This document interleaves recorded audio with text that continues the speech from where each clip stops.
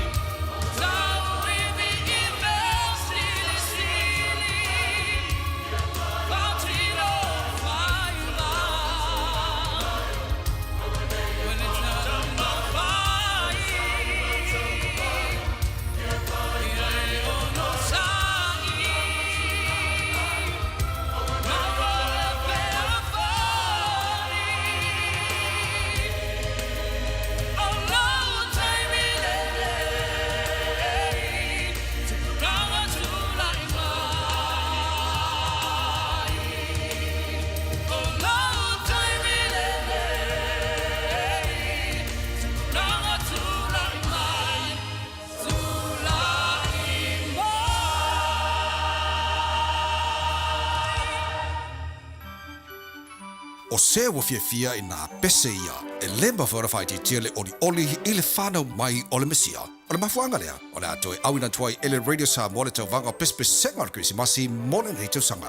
O aso fia au hamaro longa mai fi au mga luenga le tau sanga, ta atu pe pese lo tele au wale whamara tuina o le pepe fau le Krisimasi. Ta pena mai se pese lo a inga, po es tau video o na lafo mai lea ile radio Samoa /pespe sengar. O le video tele ana reactions i lunga o le Facebook, o le amanu malo i se wha i longa matango fie. Ta pena mai ni te unga mara naia, ta atu pe pese ai ma le fia. Wata tala no i el tatu tau vanga le temi nei, lafo mai loa lau tapenaga Radio Samoa /pespe sengar. E wha angata lafo ina mai o videos, ili aso luasful tasi o te sema, o na wha iloa leo wha ilonga, ili aso luasful lua te sema, ili afor se fulu lua i leo auri. O le tauvanga, e ta tala bo so se atu nua lalolangi atoa, ia manu ia tele lamar Krisimasi male tausanga fau, mai le pulenga, mai le awhainga luenga, ale Radio Samoa. Le Manukau Event Center, le no foanga mo whaafiafianga, mo aso whaapitoa, aso whaanau, tau mawhitanga pe amai a se maliu, ma whaiona mātou te pena ina tau mawha, ma teo le whale, tua tusi, Sifululima, Norman Spencer Drive, telefoni, lua fituvalu, malufa, iwa lima. We treat your event like ours. Talo fa Samoa, o le a whaia le tuinga muli o le COVID-19 le Samoan Community Steering Group i Waitemata i Aukilani se sifo ma North Shore. I le aso tōna i nei se pulufitu te se malua a whelua skulurua, mai le valu le taiao e o i le whae le fiafi. No fuanga o le loto ale Kalesia LDS, se lau ono spulurua Universal Drive Henderson, le drive-through. E whaia tui umalava o le COVID-19 whapea fo i matui o le fulu. Walangolango ina le nei wha moe le South Seas Healthcare, le Pacific Family Health Group, le Beta Drive Doctors, le West Fono, whapea le NRHCC. Au mailo ainga, wōma nei whanau, whawhataitele Samoa, o le Taitei Fono, ma le Samoan Community Steering Group i Waitemata. O le Casa Beds and Appliances, o le tali o manaonga, i o loa e whaatotonga ailo mauta, ini tau le lei, toe anangata, e mawai moenga ngao si tutona New Zealand, whaapea se tino fōa o le potumalo o lo, lau ai manafoa, TV, la au pese, usa aisa, masini ta lava, telefoni fe aviai,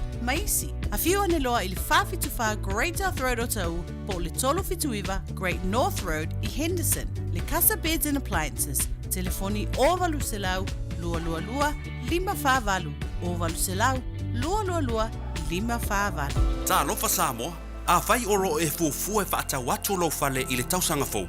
Whafso o tai mai loa le au auna i a le malu mawhatau Bob le malu. Mai le ofisa whaatau whale o le Ray White Real Estate i Aukilani. Telefoni o lua, tolu ono o, lima lua iwa fitu. O lua, tolu ono o, lima lua iwa fitu. Tasi lima iwa tolu amo. Radio Samoa.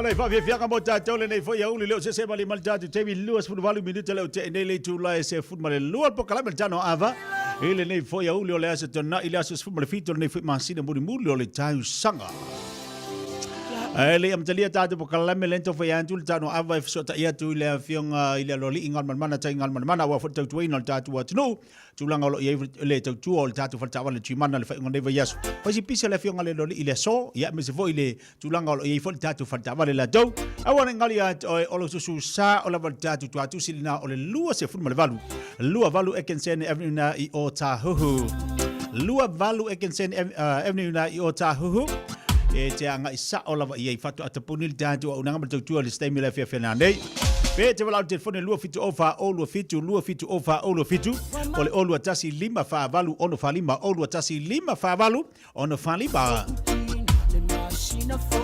tatu telefone ne te wana wala o yen fiso taile fionga le lori au sa ilista avale mole ainga ta avale le lei ta avale matango fie so se to ainga ta avale la poa fitu no foa se fulu no foa se fulu malu no foa ta avale na oi malo matua ta avale au 5 mau o maton la nanga matua tatu a chimana le vanga le ule te fatalo fatu pa kalama Tanoa Ava le pa imale le mamalu fo tatu wa tunu le fo mau mo le tutu ba nanga ile fo ya uli ia male manatu mo lunga lo so longa le mama ria fai valo filima tatu wa tunu ile lo fo imale anga le yo tatu te pa usi langi ba malo fa talo fatu la finga luenga tofi le tua so se fata fai taulanga malo se fo la le malo fo de langi mama pa talo fatu le tapo inga ne tatu tamam tida ma tu mo te malawa fie fo le yo uli le o fai on tatu te fatasi fatalo fatu la tapo inga tamam tida ma tua wo ma pa nga umala ale Tanoa Ava le fo ya sotonai Tiatia le to ona le ua suitulanga le fionga ia savea ia pe ona ye fo inisio fo fanga ilona inga ya malanga tu Samoa ia onisi fo ipe ona fo fanga pe ona yai e manatu la tu te lima le fionga savea stay mo aso tonai ta penanga mo la sapati la to o fa eu fo fanga le paketi fo seleni ma ta penanga mo la sa tayao ya ai mai se le fianga yo tatu an tunu uma fo fanga nei la vaso ta pena le lei lua se futebol aí minuto já le tu la just anga solo diso ta música se fe le lungo por calamel Tanoa Ava mo malo tatu wa tunu o na fato a mingo imelingi la lungo le Tanoa Ava bela wana te va futa mai ai le talo fa yo la ma so ama mali rosa pa e am tali ai tatu por calamel le fo ya oli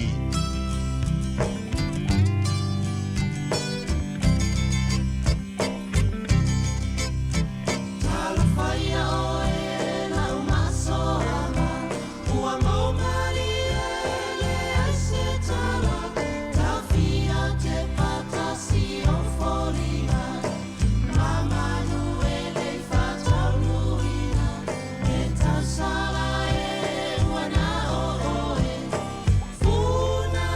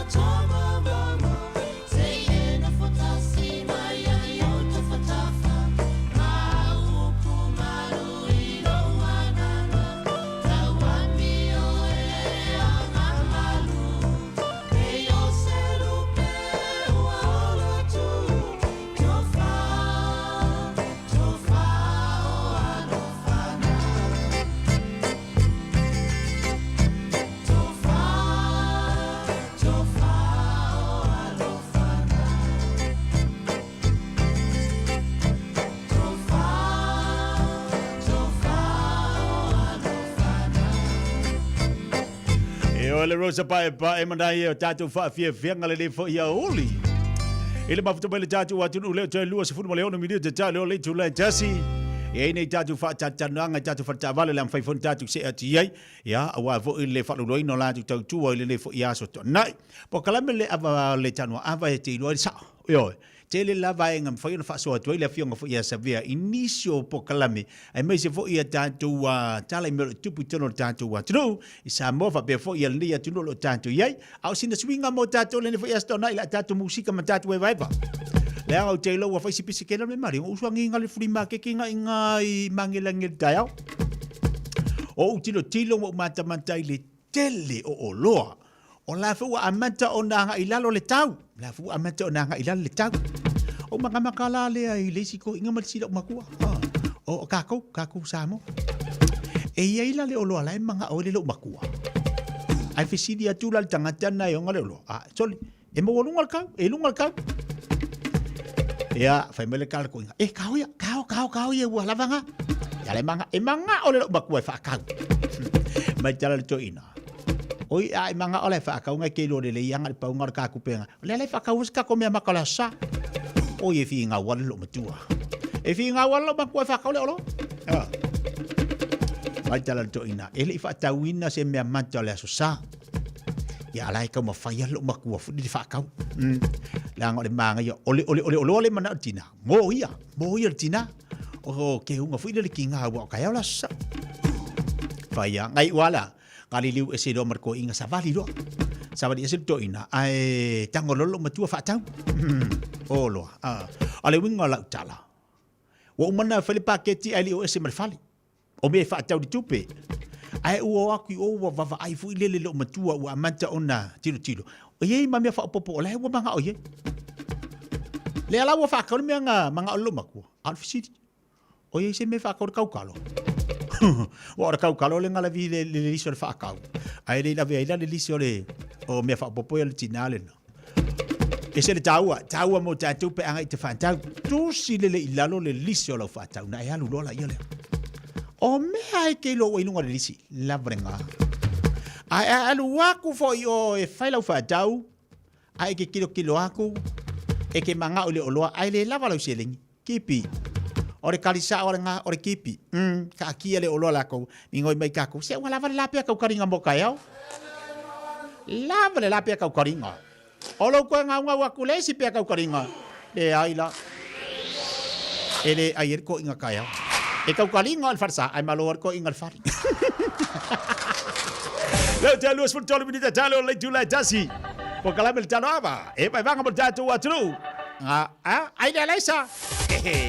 Gure kau kala wa ovan maso ai le lesa e maso afo le lesa ai de umala ka masu maria de nga ke vai ki falung wa mama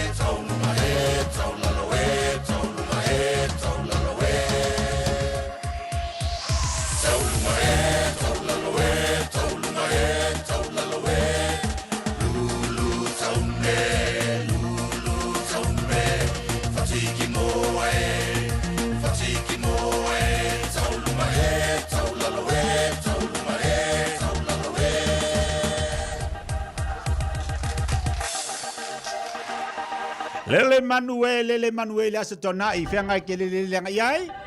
Mana tua le tātou whamaimoe le lo whai mo le tātou tō Samoa. Whapea le fia tu si sau fo I lea mo le tātou sailinga se le nina mo le tātou tō Samoa. Mo tātou I nei whafo.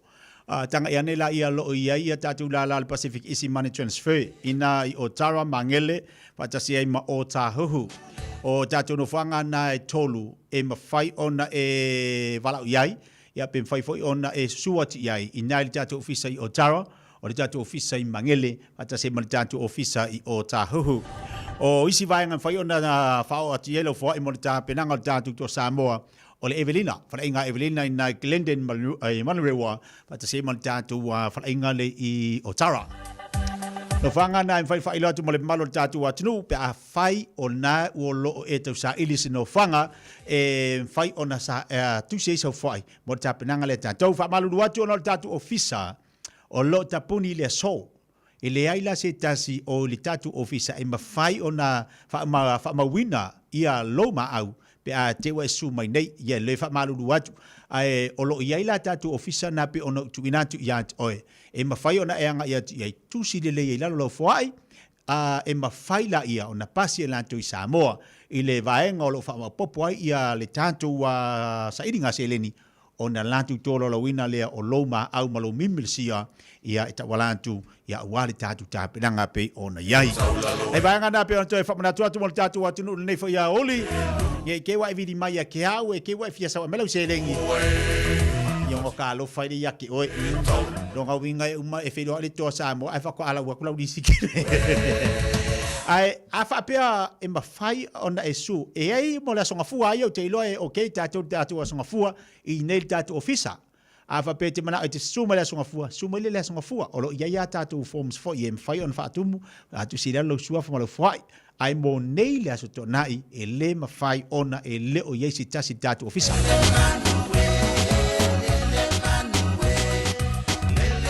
Nebe le wati le tos futmal valu inita talo le tula e tasi inisio tātou whawhiwhianga so ala te sa ili mai I le Henderson Gans. Le fionga ia muli ang tele, siusi. Tautuan Tanoa Ava mo le fo ia uli o le aso tonai le aso futmal fitu. Fai mali e lo sa, fai mali fo ititu mangaruenga le tātou wa tunu. Tā penanga mo la sa pati atayao. Fai me fia.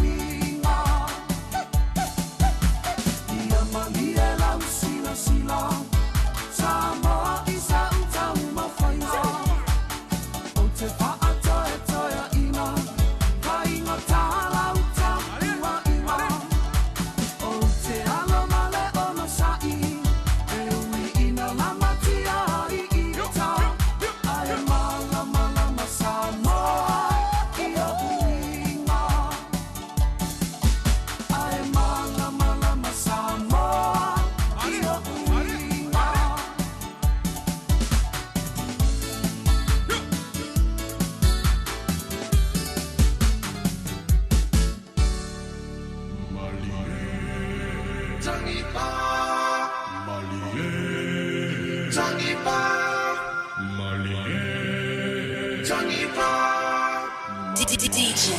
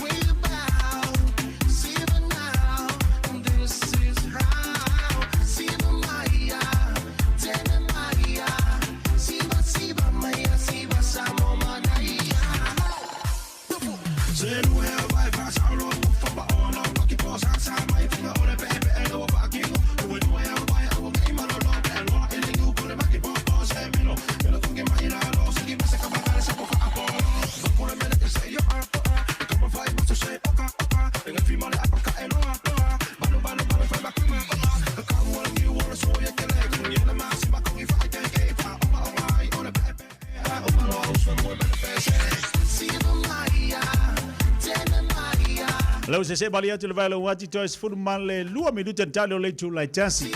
Ona le na tamu fai atu fola unanga matau tua le tatu falta vale le Henderson Carnes.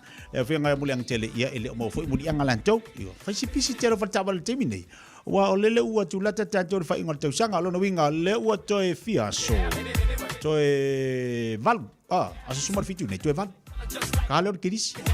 Nela ua matua fa ma popo fo ila ia wa lo ia fa pitoa lo anga i fo tanto ile telo tanto wa vai ngolo ia unanga matua ia bese foi party ala finga lunga la to nela ua awana ngale to pala u telefone le sunga ya show ala finga buli ang tele sing ile over se la fitu tastasi ole over se la fitu fitu tastasi ole tasi fa Kevin D drive na I Manukau ile mawatu wa matatu fisa ai mana yolo wa ngai pe ia e mawhaiona e mamlama ma e si de fia tūlanga o lo iea la tu tawale la fu wali pati mai o lo mātango fia de telo tātu tawale tolo tātu lo toa so se tua inga tawale e fai iei lau whiriwhiringa ta ua tele lolo wanga ia tu ia malu taltano fo le fianga ia muri anga po oani vaenga oani mea te sila fia e ono anga iei lau apalai nei te ua e fina watu stawale la poa e fali tonu a tātu credit dio ta sina vaenga ta ua nao le tātu talanoa o le si vaenga lea i taun tatu manatua. Le isai ni au pepa. Fai tau de le ia e malamalama. Fai tau de le ia e manino. Leanga au teiloa. E iai vaenga lai fa pe mai lanto. E au fia iai tu tonu o mea ia lo ama iana iai fa pitoa. Ai ki o fale kongulo kwa vale. Ai ki koera. Mo isi mo kupu.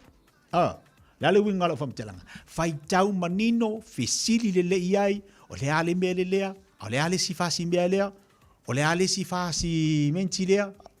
Ina ia e alu ese mai. Sengi lo pepa. Awa e manino ma e mal malama. Ma ua e ioe se laupa sene.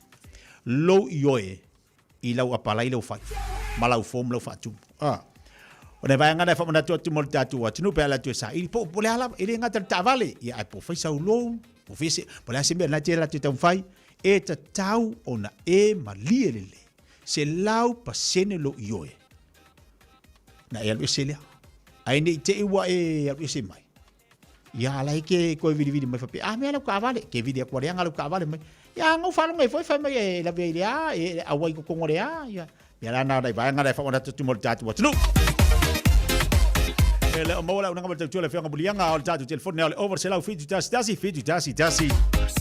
Se se baya o banga o mala le lunga tatu Facebook o fete ma futa mai ai bella swalka ma futa mai nai me le poni Australia tafia blender filete vala mai ai tafia se ki mai tatu mana ia sulu sulfal ese aia vailoa, vaoa, au sia poloa fatalofatu, Margarita Meki tuala fatalofatu, ma nai ale na ai lupua ai o whakasimarku kama, la vai tuina ola fatalofatu nei whaanga leu liua ki aleni fatalofatu, ma alo se fumanuia. Papaloa tunisio tatu o ana melei fatalofatu, fataloa piritati leli ye. Malo si fumanuia. Tawita le buka fatalofatu nei whaanga laso tuli, fatalofatu pada hoa mai ema lainga, malo si fualau lei. Se ngia le au no fatalofatu ke le mete pine, malo si fualau de lei, no utuia, malo whaaftai le mautamai from Rapida. Fia, Australia? Na ia le lei kai manga ia kere ngā vaenga ngai kuke iai. Loto au sia pasia fatalofatu nei whaanga laso, lea uai tuli, mafuta mai Samoa, sai nei faleata. Asi mai fo i se matu tunuu. Number 1 Samoa, yes, number 1 Samoa. O ka le tele o tangata malanga mai fafo. O i vale le tele a New Zealand, ia le ai se no fo avanoa kalo fai le lei. Tuli va ai le lei, ngā wako fala au tuli, se ki mai tantou. Mary sa au te tua fatalofatu te ria sa ene malo se fo manuia. Fataloa piritati malo se fumanuia le lei nisi na o tatu bomo pa anga ilunga o tatu Facebook se pule malo faftani mafta mai fatalofatu ya farosa ayanga la vea sini au sitalia to fa mata po'o to fa vaa fatalofatu ulfale ye semu mafta mai nyamel pone Rita Korea sike pretty mai luai sio fatalofatu titia fa mboli pole alau address lai fa yei tui o yo le address fa yei tui talo fai kopi aku kama ilima iri si piko dia langa si ova ia tu po fea po ia sina fa silanga fo ilia o sa wai te lo nei fa ngata tatu tuile alanga on sai mal tatu tunu si o tanga sa ili mai langa e mana mia ia tuile fa mole mosi ainga le o lo tama fai mai tuinga nine of soa no ole no fanga lo fere tuile sunga ole ifia o lo tuale kalesi LDS tasio no lua Universal Tribe Henderson le alo fai tatu tuia le fsidi vai le sunga ia luai sio ia na watu natu ia le no fanga fai tui o taili tu sifa o kilani aso se fatalafatu mai Plymouth malo se fomuria farosa ayanga seki mai tatu malo seki musika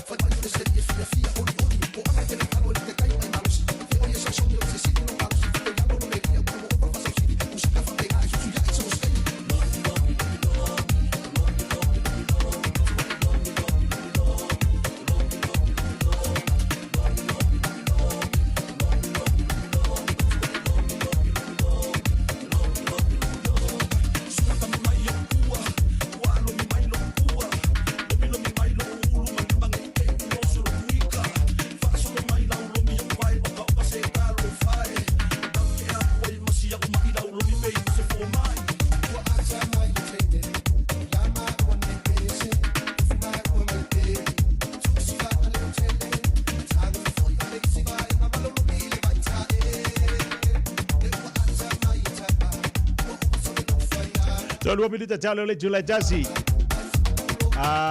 Mori to tele tatu ainga tatu woyo mafuta wa ilunga tatu YouTube le fo ya uli. Kapalo tia chau Elena Fuen malo faftel mafuta mai ilunga po kalame.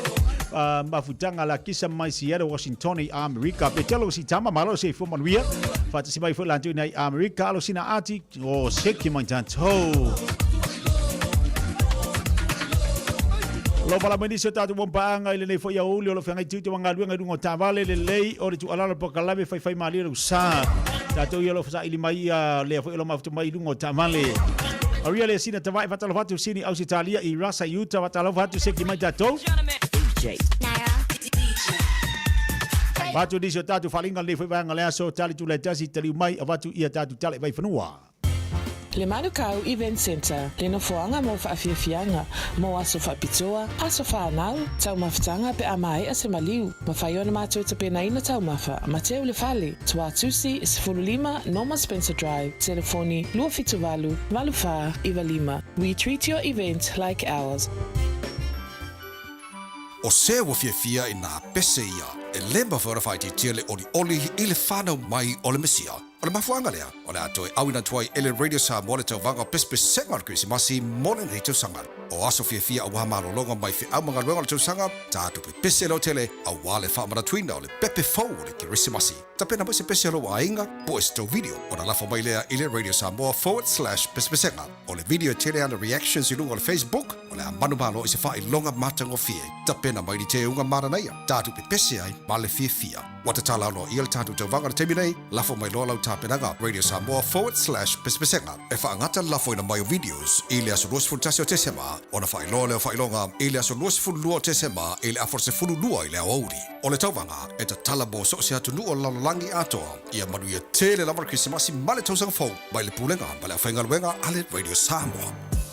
A whai o oio se member ale Market Club, e matua i te le lava lau tu Pacific i le warehouse. A mata so fia i board games e 20% wa tua e sea. Mo le au se fetupe center, a whai sau whaataunga e 5 tala. E toi sefe mai lau 5 tala. A whai e tele i le stala le Market Club e mawhai o na ere stala fua i lunga o le app o le warehouse. Talo fa Samoa, o le a whai le tuinga muli o le COVID se fuluiva le Samoan Community Steering Group i Waitemata i au kilani se sifo ma North Shore. I le asotona i nei se fulufitu te se malua felua sifululua, mai le valu le taiao e o i le whai le fiafi. No fuanga o le loto ale Kalesia LDS, se lau ono sifululua Universal Drive Henderson, le drive-through. E whai atui umalava o le COVID se fuluiva, fa pe foi matui o le fulu. Walangolango ina le nei fa moe le South Seas Healthcare, le Pacifica Family Health Group, le Beta Drive Doctors, le West Fono, fa pe le NRHCC. Au mailo ainga, woma nai whanau, fa teitele Samoa, o le teitei fono, ma le Samoan Community Steering Group i Waitemata. Tā lofa Samoa, a whai oro e fuafua e whaata watu lo fale i le tausanga fau. Whaafso o tai mai loa le au auna i a le malu mawhatau Bob le malu. Mai le ofisa whaatau fale o le Ray White Real Estate i Aukilani. Telefoni o lua lua, tolu ono o, 5 lua iwa fitu. O lua lua, tolu ono o, 5 lua iwa fitu.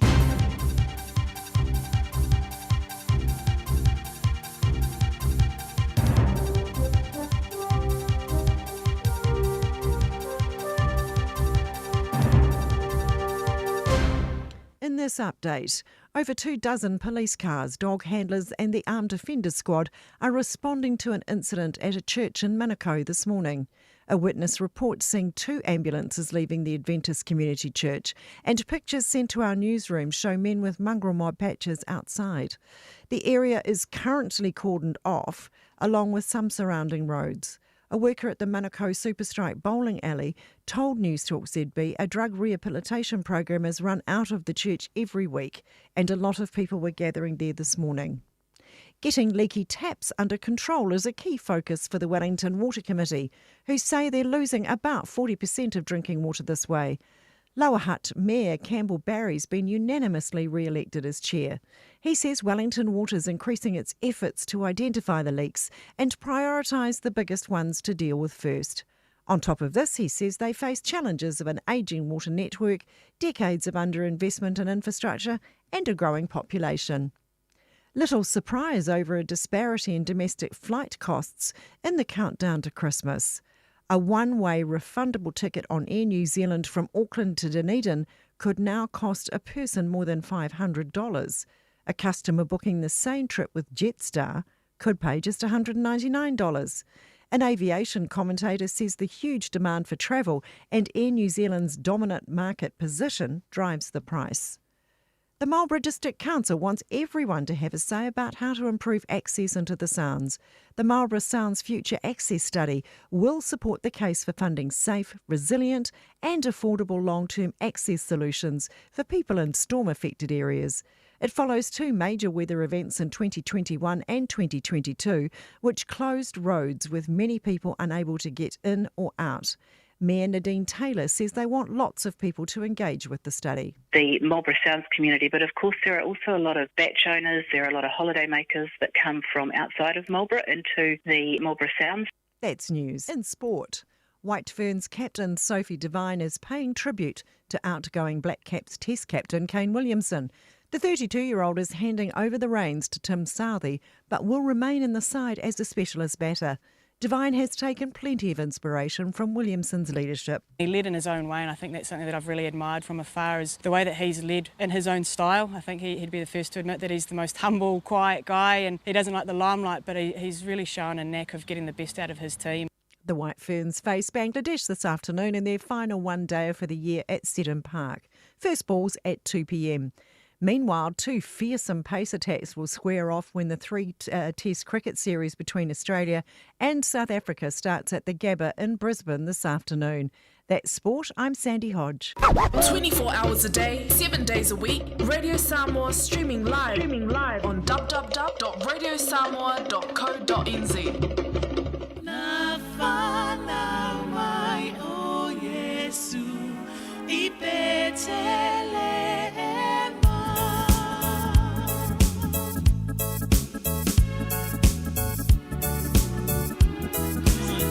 Long time ago in Bethlehem, so the Holy Bible says, Mary's born John, Jesus Christ was born on Christmas Day. Christmas heart now hear the angels sing, the King was born today.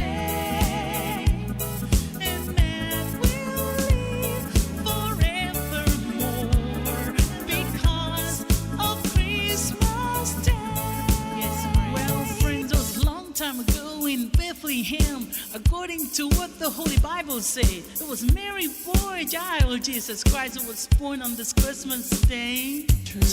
Now a shepherd watched their flock by night. They see a bright new shining star. They hear a choir sing a song. The music seemed to come from above. Now hear the angels sing, the King was born today. And man will live forevermore because of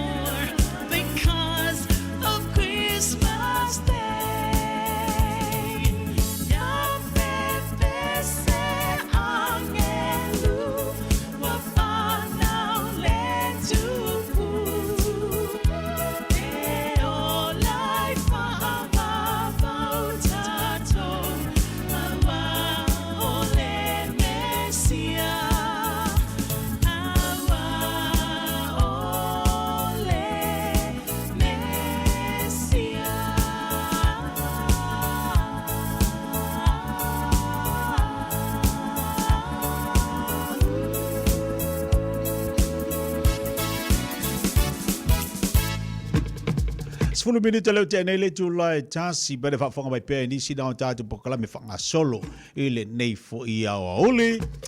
Ana nei. Nei le tai ao po se mau te lopo se mara se fulu.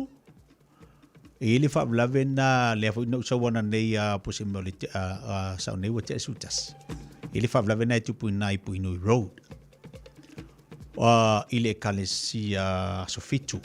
E le mamao e se la man le tātu marketi Samoa.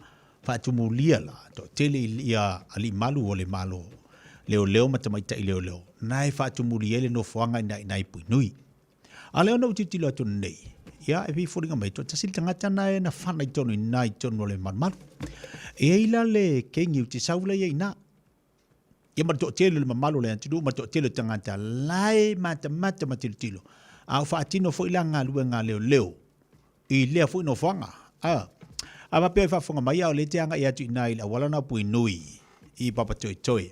Ai te opoloka ia o le whaablave na o le vaenga na o le tupu o le whaablave le teimi nei ana le alta iao po se mel te ale tu le sefulu sa tupu ai ai o te sawala nei o la ala vai whaatumulia whaatumulia pia ma telefoni na poloka ile awala na vaenga o le mafuanga o vatu ai le tulanga lea le uta pena tato le Christmas ia so fifia te sanga nei ele asa le whaablave ma me tupu ele asa me tupu o whaalave lave o me tupu tono a inga whaalabutonga. Ai tātou tilo ma tātou mātaala.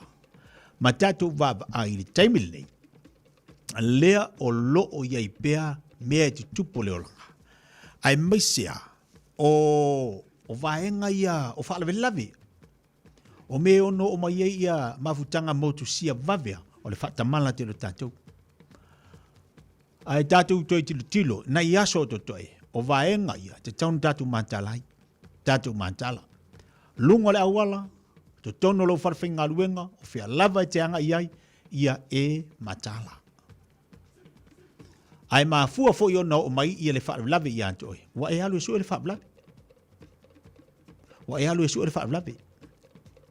Ai a tu wa le whaarulawe ia ta whao pea ia. Ta whao fo i moe. E lea ia ni mea te tupu. Leo wa tātou tūla tele vai taimi o aso fia. O yo leo wa tātou iai. Telepati. Tele fianga. O le a wai ati iai tātou. Tautua nā ma tātou le ava malosi. Yo. Tautua nā ma tātou lautango fia le ava malosi. Olesi. Fai mai. Ia langor kama ua le mwhailanga ua pule le ava. Pule le ava. E ei se, vai atu ni whaafonga le tātou atu. E ei se ola le awa. E ei se mea.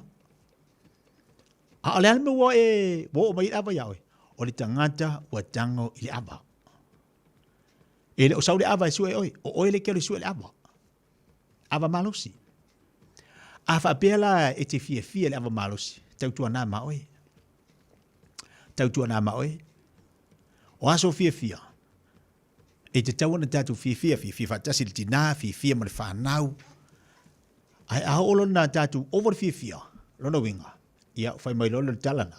Le anga le tama ua over le awa, ua pule le awa.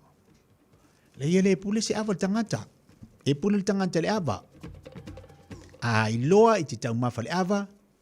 Tango e whaasoa le lei. Ingu singa kasi ngei. Singa ruangi. Awa ke se o ngahingwa ia e o ngā. O ia la ingo ia o ngari ia so ai fa le kilisi masi le ko e kasi le vai so ka ia o le wa e uma ia ngaluenga ia nga ingo ingba kwala ia le ka sko aso ngafua kasi aso lua kasi aso kofi aso lulu kasi aso kofi kasi as falaile kasi ngal kai kasi ia ka kilisi masi u fa puku kai kasi nga kedelo asia ala ke manguia ala te manuia o le tu alalo po kala me mo tātou yo o le tu alalo na te tia mo tātou le nefo astona o le tātou i tapenatu ia mo le nefo Christmas te tu na ma tātou lo saunga le mu a walavangi ia lualu fa pe oi kalo fai wa misia si kama ai ka o mali misia ma ko po le fa lave ala al fa lave e fa menga so ar ka avale o fe nga so ai fa menga o nga pa ki aluangi ala ia mo le awala kele ai ya misi ola e misi ya o ka vai fu a po nga misi le e se me ka o se misi o fa tamala A misi le tanga te tono ainga mamafutanga. Te wala via whafua se isi ngaluenga. Ma o mea tātou, o la ngale whi ngaluenga. Ai la kukupo le whawlawe. Ke ua moe mo le pō. Ia, ma whaale tono tua vai atu, whaafonga le atu, misi. Ke ua le loko ai laku. Whaale kongu puku o samba, misi. A le misi da le ai whape menga kupo se whawlawe ai umawa me o le awa. Oh, ia. Ia ka iro iei. E awa koe fo. Tātou Tanoa. O le tu alaloa ia Tiatia ma le tau ngolongo le foi vai ngale aso. Io e ke wa fa pe anga ba kulola ia le fai mari tala le fai au. Ia o na le fina ngalo le tua. Ua tu uai le mautanga. O le fina ngalo le ava. O le fina ngalo le ava. Ngama o le tua fa ngale tangata. Ai ua mafua o ngamokusia le mautanga. Ua le ava. O le fina ngalo le ava. Sun 5 minutos nei le tula tasi. Da do se até eu fai valu, me chega com isso, mas sim. Ya o Eva for nias com a Eva fia, Eva não fale. Ai o que vai singo fanga foi le como querido por aí lá malama oi. Eu tu alalo na mal tá por clamel Tanoa Ava. O kango Ava que mori sa. Ar kango Ava foi. E so sani ante oi. So setas longo le kirimasi. Longo tangi tangi le lalo langi so setas longo le kirisimasi. Longo tangi tangi mai le langi le fatali tangi longo tangi tangi so setas longo uma le lalo langi. Longo tangi tangi mai le langi le fatali tangi longo tangi tangi so setas longo uma le lalo langi.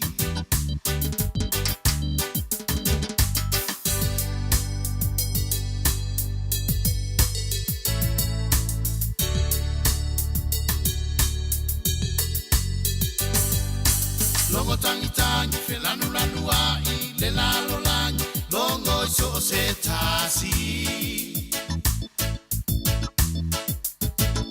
Longo tangi tangi felanu lanu ai le lalo langi longo so setasi.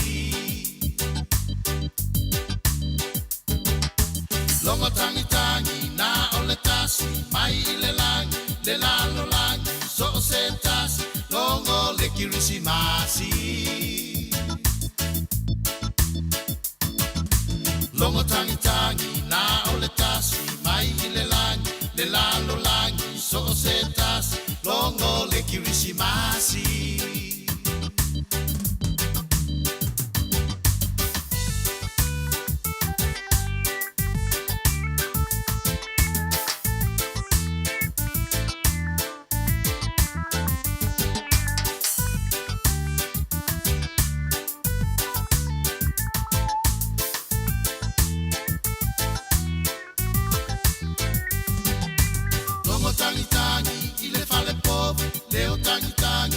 Fia ma oli oli.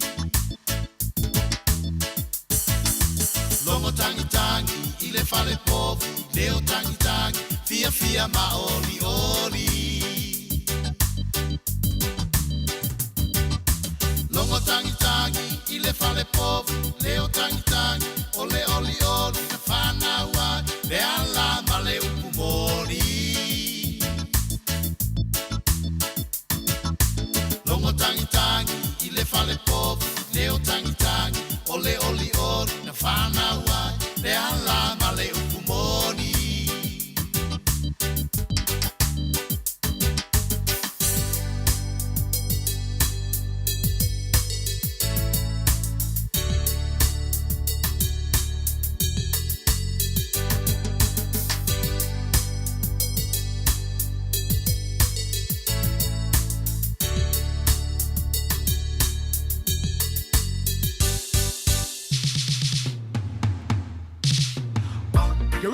Man, we are high on my wall.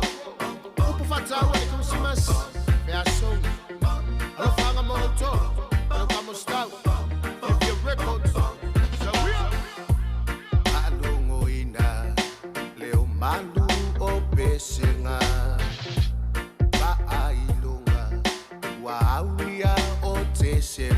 Ole baita ole tausanga efe alofania itangata bo oala nileanga fa angalo ai pa mai sau ata tape asongi ile ke bisimasi ofana ule pepe fo emoni ole ke bisimasi etasi ai matato oh my tato shiba Ausule pese fo ole ke bisimasi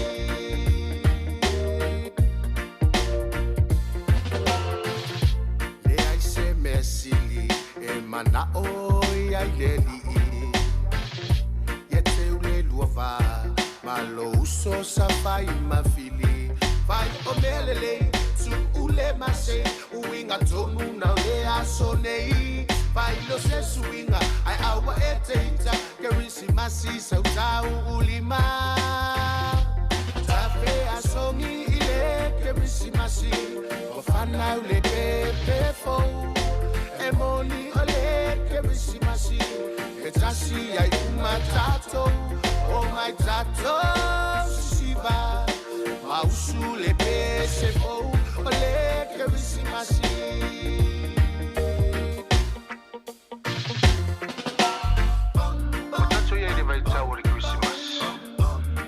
Party, ma fia no, ma due nga fai vuole nel sama. Ang tema na tua lava na tala amo sa yata. Rest in peace, Reverend. I went to fala vela vela fala vela vela. Nei fala vela vela yata. Ole wingo leta. I want to raise it down my little vesi ma mate.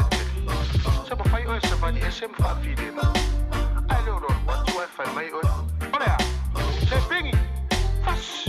So I fasieri ole fia malo rongai fo mai di me. So ya pe asongi ile ke bisimasi. Ofana ule pepe fo. Emoni ole ke bisimasi. Etasi ai matato. Oh my tato shiba. Ausule pese fo. Ole ke bisimasi. Tape asongi Bisimasi, ofana ule pepe fo Emoni ole ke bisimasi Etasi ai matato Oh my tato shiba Ausule pese fo Ole ke bisimasi Tape asongi ile ke bisimasi Ofana ule pepe fo Emoni ole ke bisimasi Etasi ai matato Oh my tato shiba Ausule pese fo Pepesaka Christmas pele fa fonga ba iai ile nei fo ya uli leo se mari voltatu te milu as 2 minuto te nei le tu line tasi leo mo le atu ta leo nanga ba tu ka fo you ile nei fo ya so awa fo ia ni se ba ngalo anga il fa tu ka fo you mo tanto leo tu la te mari Christmas ya mai se ta wale le mo e male a inga tala leo nunga tatu le dia fa tala fa tu leo finga fa tu tala malo si fo la le Ia fatalo fasule nei tula malo tau atu nu malo foi fai nei aso tia ia tatono lo manuia mea ile lo fo le ile na foi tua me lo was manguia le aso tala le aso ia makwa piuri fu le aso amer ko biko ko amer ko biko Ia, fai ase pisengi asa tia o kele foi anga I mate o customer de fo fa manuia a fa manuia ina inisi foi o mate sa vale lo ia ile lo tsoati minei Tala pe yo le tavale le te lo le matua sa le aluna il tato fa tavale lo piki apu. Se isa no ia. Ole so nga ngafi. De ai ma se mako piki apu ngafi o nga wakau lia o mane kele mako piki apu ngafi. Ia fa kaide le ko ka u mai si mako piki apu ile so. Ia le foi wakau dia foi ngisi foi o maso customer. Lua mako piki apu le wakau dia le so. Ia le o fai la vasialo maso sa vale ile o lo ye lo toa. O lo ye foi a maso SUV di mai le fitu no fo. Ia male tele mala no ia sa vale fai el fifilinga malo la tunu ya wa fo ya sofia fiola tamaya tiatia sa le lei fa o persona ngalo fo ngol tu langa lo solo le foi ya ma I pele tu langa le tu mala ngalo ta tu ka for you Ia, te whamanatua tu fo i o lo au mai whawhatu o Kirani. Ia tasi fo i rea vaenga o lo whapea o na whamanu i ina ai. Ia to tele nisi o lo apu mai o Maso Finance o o lo au mai whawhatu o Kirani. Ia o lo mawhai lawa o na whai lau apalai. Ia apalai mai lunga le Maso numera viripua. Ia pe e te apalai mai fo i le Maso Facebook page o le Car for You. Ia mawhai lawa o na whaonga tatonga ngana whapai ngofie o na whai lau apalai o lo whaonga solo pea i le Maso promotion i o lo tele ta avale o lo mawhai o na pau i nei fo i bai aso ia e mese fo i bai aso po ia o lo iei fo i a Maso SUV tasi fo i le ta avale o lo alu mia te minei o SUV pitu no fua awe te no fua ia vidi mele Maso no mea o Varselau lua fitu whaiva o no valu ia pe te su mai fo i le Maso lo toa tolu Selau Cray South Road nei Manuewa ia pe te apalai mai fo i lunga le Maso Facebook page o Car for You. Whaftai lawa tia mo le Maso Avanoa. Tara le Maso Avanoa o i latou fo i lea o lo vapenao na benefiti. E mawhai ona palaista avale mo le ngali. A te tongi mai laua. E o kei le na vaenga. Ia sa o le mana e facility tia o tasi fo ile na vaenga o lo tere o na besiringia mai fo i le Maso o nanga. Ia o lo mawhai o na whaina o apalai pe afa ape o umona te tongi au pili. Ai o lo maua lau ki lea i le 5 selawa na ilunga. Ia o lo mawhai ai ia ngā whaatia o na te tongi pe meni pe o tā vale. O lo mawhai lava o na whaina apalai pe afa ape o lo maulo tupe mai le benefiti. Nei, seki, le lei whaftai tele lava tala martali poti nei fui wanga leaso, moni ia tere tiutu mangalu ngalo toi. Ia, ana whaatu tia, pera isa teimi. Ia, le lei sei foi ia. Le lei o lau dama tau tuare ka fui pana whafonga mai whato i antala le over se lau nulo fitu whaiva o no valu. Over se lau nulo fitu whaiva o no valu pe te anga ia nel tuatusi o le tolu se lau Great South Road na i manu lewa. Tolu se lau Great South Road na i manu lewa e whafonga iai. Tasi le tavale alu mia le temi nei tono tatu o atunu. O le piki apu. Kama foi le lau ke kelo pa o le maua lunga. Mangaia. A e tango le lei fika. A o loutinga ina te usu le taia o te whengaruenga. Fai le lei se tabale mo oe malu ai. Nei loa lea. O le mea le lea ruanga ai ia lo tautinga i lea tausanga mo le tausanga. O lo alu ai lau tavale, whape o le tavale lunga o lau ngaruenga. O le tavale le whai lunga o lau ngaruenga. Awa tatu tilo le temine. Ia le vanga mingoi mai. Ia saure whaarewelave. Mingoi mai le whaarewelave. Ngari mingoi mai a kai fiafe. E mingoi a tātou laisea. Leanga o le tātou te le tu ua mea tau o le osio ainga. E whai ei tātou whaarewelave. Ia e tupu mai lava ma tātou anga ia tu e whaatino le tulanga.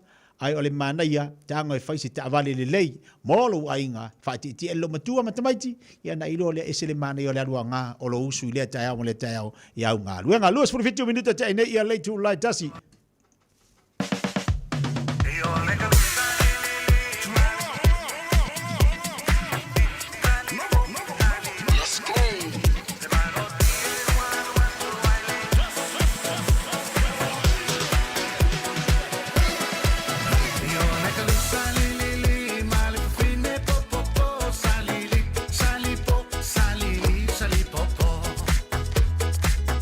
malo si igual what to baile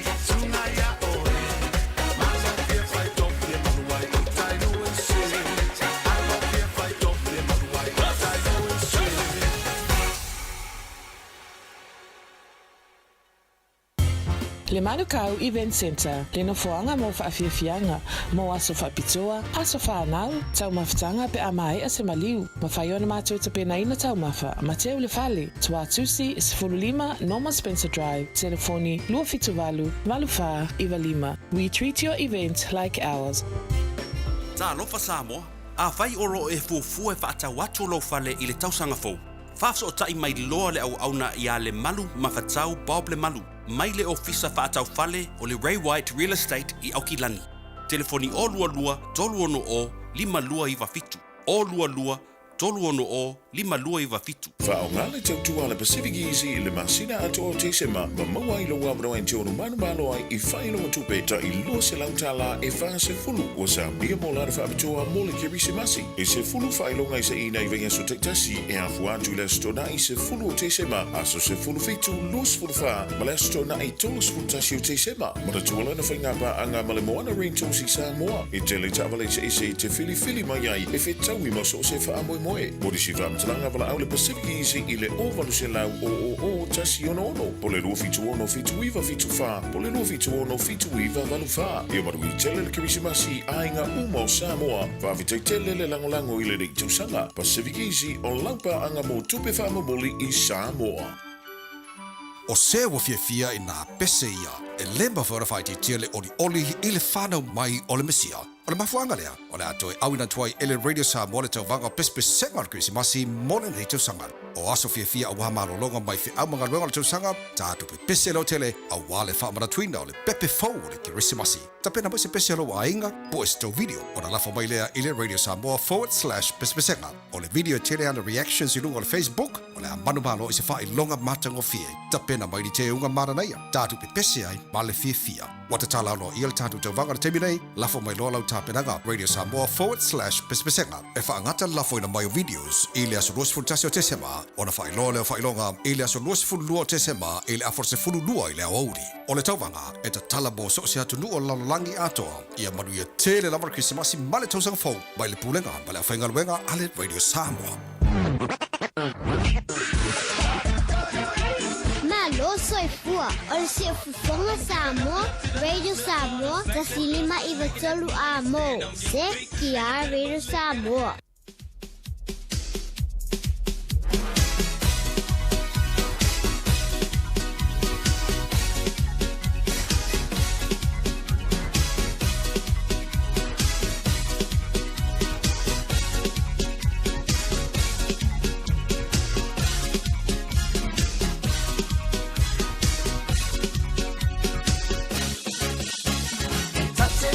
Musa meto dia potuba vai você suinga ua samola ala a ole pina masa ili tuli polisi vai mapa amano ile ai betele fanya tate le potuba ai a etu lava tu ile tele angana pina my lo awa oseruana vai le loto mawala lo mawa ole ono sa vai lo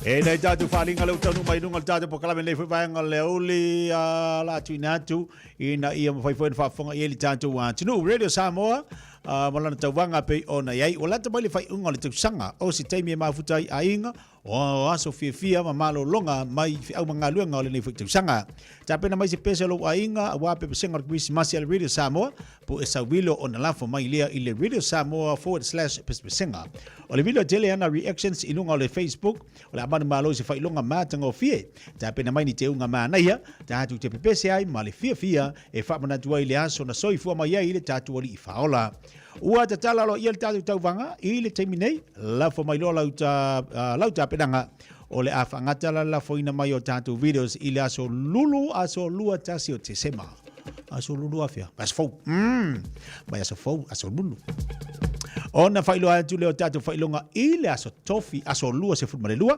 ngata tātou videos i le aso lua se maltasi whailoa tātou tauwanga i le aso lua se fulmare lua i le afar se fulmare lua i le uli o le aso tofi o le tauwanga te tala mo so se atunu o le langi anto lava i a manu i tire Christmas i maritau sanga fau mai le pulenga ma le whingaluenga le Radio Samoa le lau e whaafonga mai le tātou tauwanga le mali tātou pokala me le whaanganta le aso lulu aso lulu fa mole aso lulu la e fa ngata ai a ole aso tofi la le aso lua se fulma le lua le a fa le se fulma le lua o le a e fa fofonga i loa o wai le au fai pese o le a manu malo ina ia o i le te o le se fulma le lua i le te o le tasi tau i le fa ia po le asfale le a to wa se suma ia matu la failonga yoi le na o le tatu tauwanga na Mātou te whāturu atu lau whaafonga Samoa. Mātou te whāturu atu fo i au pa ia mau sā e lea vea.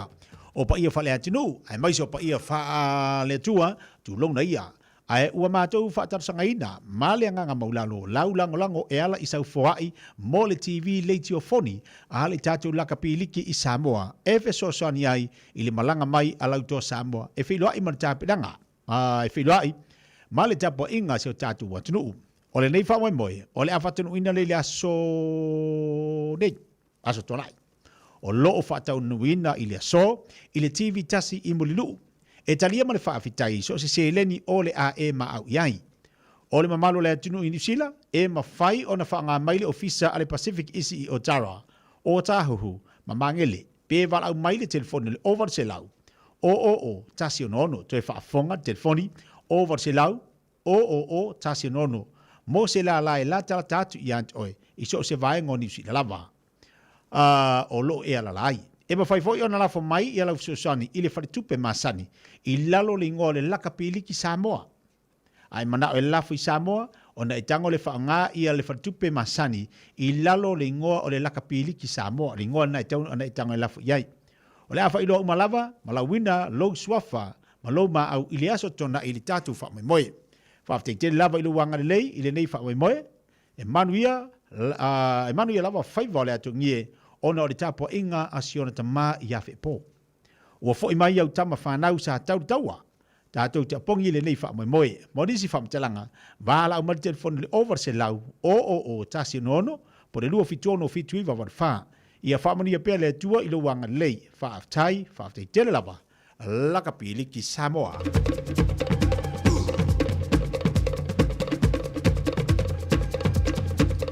Ia, tātou nā maoe, leo am whai o te whailo atu vāenga ia, ai maisia tātou telefoni whaina e wala iai, over se lau, o tasi ono, over se lau, o tasi ono, telefoni nā whaina whasota iai ina ia mawhai, o nā whaamau lalo ia South Sosani, pa se maa au foi. Le nau e tāpeneni a mole tātou tō Samoa, anei a telefoni ia vāenga, ia, tātou nā ma tātou, o whea lava nei te mafuta mai iai, whea whai o te tonu, o te roa le tēnei whaafonga mai iai, o te tātou telefoni nā whai ona whasota iai. Taima le wati leo toe se furuma le iwa minuta talo le tula e lua. Si o kilo ko ipo ia ile sia tanto wa whatatanoanga po ile la so. Ia le lei, mai ala pese lea, tā whapitio atu lava mo mamalo le antunu. Ai maise ilanto o lea ua mawhai. O na tu whatasia ile nefo iaso, ile a inga fōpu. O e la lena, po fia lava le antunu o lena e whaipo ai. Ma whataunu inai le lua wha moe moe. Ia mana ne whiwai aso atoa wa ia ilawa na ia inga na ia la tu whaiponga, ia la tu whanau le aso nafi, aso tofi, ia ma le nei aso ia o le pese nei te tā whaapitua tu lava mo oi ia manu ia tele le ainga fou ma le tātu wha moe moe ma le tātu wha lango lango o le tua nā te mawhaia me uma taimi nei e lo le malosi lo le fita fita a le angango le tua tai tolu ai nai le lu ai ai mana mi e fo le tua lalo to ina ma le matua e fiso soani o ani me fia fa le leia o ani me to tapu i le lua ai e te tau ona lua mana iaina si tala le tamamul tina a le tua ia na te faia me sili ma le matango fie i le lua ainga o le tumtumunga fo na mo ainga fo matanto so se ainga e fai mai ia ua fia fast food kau sanga kalunga longa e kawang koe fa pa ia le koe fa fo i fa sal fa fo e kanga fa fo ya o ye pule mai ale fa fo wale mafukanga ia a fa fo pe pa ka vale kau fo fa fo ka ko mafukanga ia le lei ai malanga Samoa e ku mawal olofa e te mai le fale mai o le alofa e pipi ia e te alu le maumanga e le ia o le alofa e pipi ia alofa tu volta tu watru to se fun mar fitu minuto talo le tu lai lua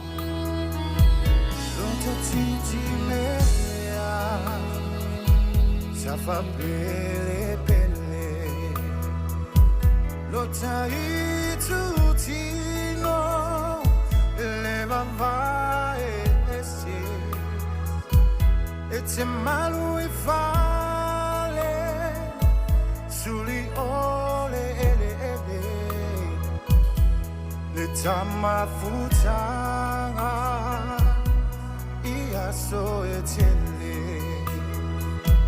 atama vai e pio taloto le tama futanga awane imangoto awane ngalo eli ilo utamua manui for my life fanua wale o sewo a o sewo somoni itale tu fanua o inu lo fama oni fungala au matala fua ina le manoni e eu fofonga fo ile oli oli atama vai e pio taloto le tama futanga awane imangoto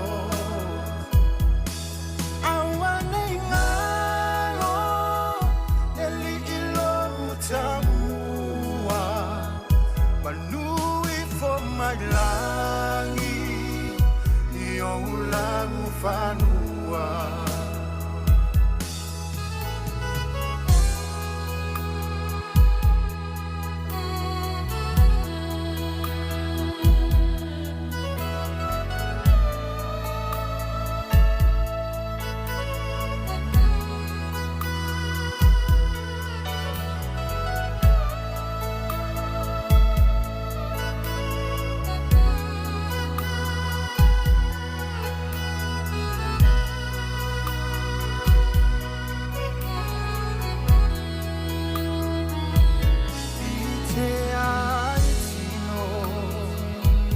Vai o matinga esa pitila fainga zama ilo la lenga si va o afia ne ingalo mai ai pele o e iloto e se titolai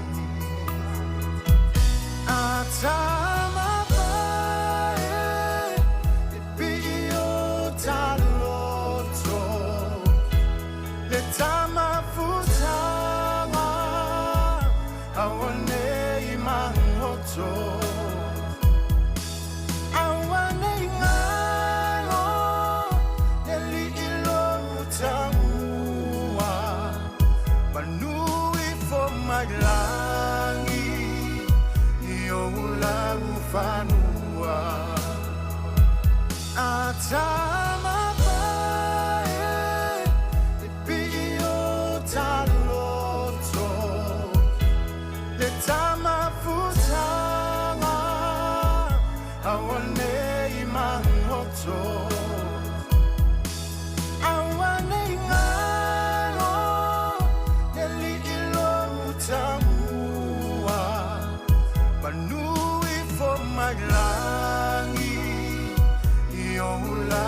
fanua manui for my langi io ulangu fanua Eo e sifonga malia le sunga ya juna zanga bolu jele mana I via ka mo tantou.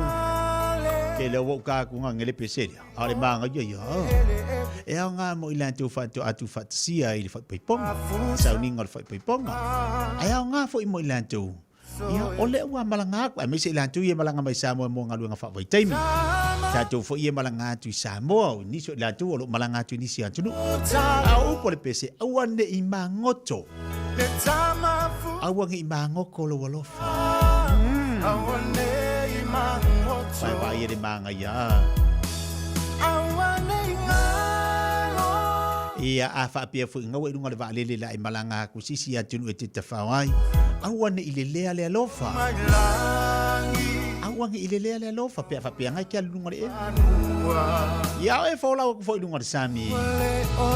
Awane I susu le lofa le sua sami. ose usomoni O mea umanga. Awangi I mango ko le lofa. Awangi I le lea le lofa. Awangi I susu le lofa. Awa susu lo longo winga ki fiwe solo. Le mafai. E o anga ba kule ili fa mango e le kai mango ai se. Anga wa susu le lofa. Wa samia le lofa. E le mafai nga ko fa alangu le lofa. Ia uang I mango ko lo lofa. Ia umaringi kau sanga o la lava e mangu le lofa. O pe o pe alu lofa. O fusia I le lofa. Pare kang.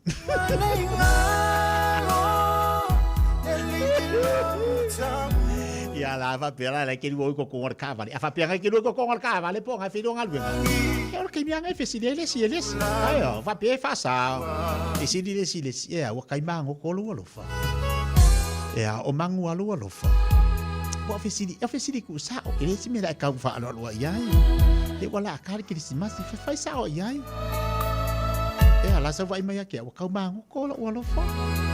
Ia ngai fe si foi dia ia o ngai mangu alu lofa. Kau pisi samia lo lofa. Ya wa pisi samia lo ngo winga nem fain ko fa ele.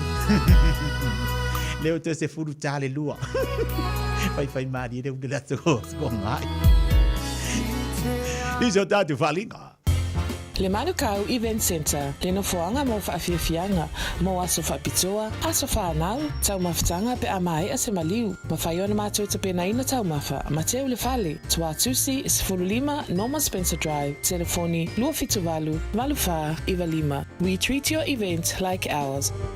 Talo fa Samoa, o le a whaia le tuinga muli o le COVID-19 le Samoan Community Steering Group I Waitemata I au kilani se sifo ma North Shore. I le aso tōna I nei se pulufitua te se malua whelua spulurua, mai le valu le taiao e o I le whae le fiafi. No fuanga o le loto ale Kalesia LDS, se lau ono spulurua Universal Drive Henderson, le drive-through. E whaia tui umalava o le COVID-19 whapea fo I matui o le fulu. Walangolango ina le nei wha moe le South Seas Healthcare, le Pacific Family Health Group, le Beta Drive Doctors, le West Fono, whapea le NRHCC. Au mailo ainga, wōma nei whanau, whawhataitele Samoa, o le Taitei Fono, ma le Samoan Community Steering Group I Waitemata.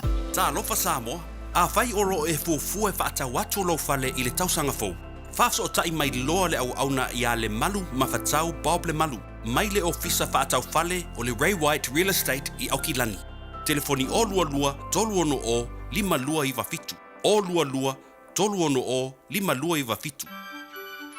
O se wa fia ina pese ia e lemba whawhai te tiele oli I le whanau mai o le mesia. O le mafuanga lea, o le atoe awina tuai ele radio sa mo le tau vanga pespe sengar krisi masi mole nei tau sanga. O aso fia a wahamalo longa mai fi au mga luenga le tau sanga, ta atu pe pese lo tele, a wale whamara tuina o le pepe fau o le kirisi masi. Ta pena mai se pese lo a inga, po es tau video, o na lafa mai lea ele radio sa mo /pespe sengar. O le video tele ana reactions I lunga o le Facebook, o ole manu malo i se fa longa matango fie ta pena mai te unga mara nei tatu pe pese ai male fia wata tala no il tatu te vanga te binei la fo mai lola ta penanga Radio Samoa /pespesenga e fa ngata la fo ina mai videos ile aso los funtasio te sema ona fa lola fa longa ile aso los fu luo te sema ile afor se fu luo ile auri ole tawanga e ta tala bo so se atu no la langi ato ia manu ia tele la Christmas male tosang fo mai le pulenga male afenga wenga ale Radio Samoa. Talofa, we're the Katinas, and you're listening to Radio Samoa on 1593 AM.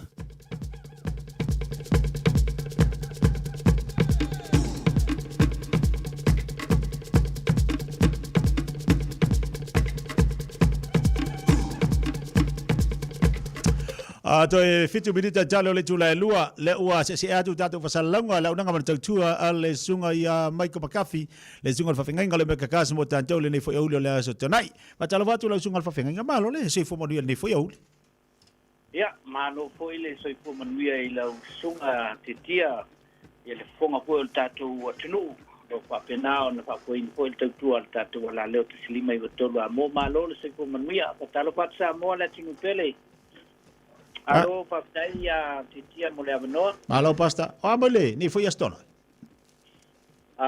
Mai tawina mai la vel taiao lo nga solo mai la malo la tino de ngate ya Samoa o nisio la motor Pacifica. Ya mai se foi ya tangate tu atu au kilani. Ya lo fa penao na ai mana mai so le vale. Ya tonge tang company le ya pasise ai ai pike mako mile mla vale le a titio le tanga na le pise ne le tato a tu alo me ka nei I mankau te ona masani ai staitasi mana ia le ia wa fa fongal tatu wa tino tulanga lo ami lo ia le am taini fo tu le so pa malo atu la la sunga fa fenga ia a o fa fo I malo longa le sunga le pule le so no ia a fo inisi va nga te wona fa manatu bole tino ne fo va nga leso ele ise si tulanga tele fa paula wa tulanga wale le fa manatu la mo me wo na fonga ina po ele songa le pule atomisia ya talwai o le wa ve la va o fa ma sui mo e po le fonga ta mo mo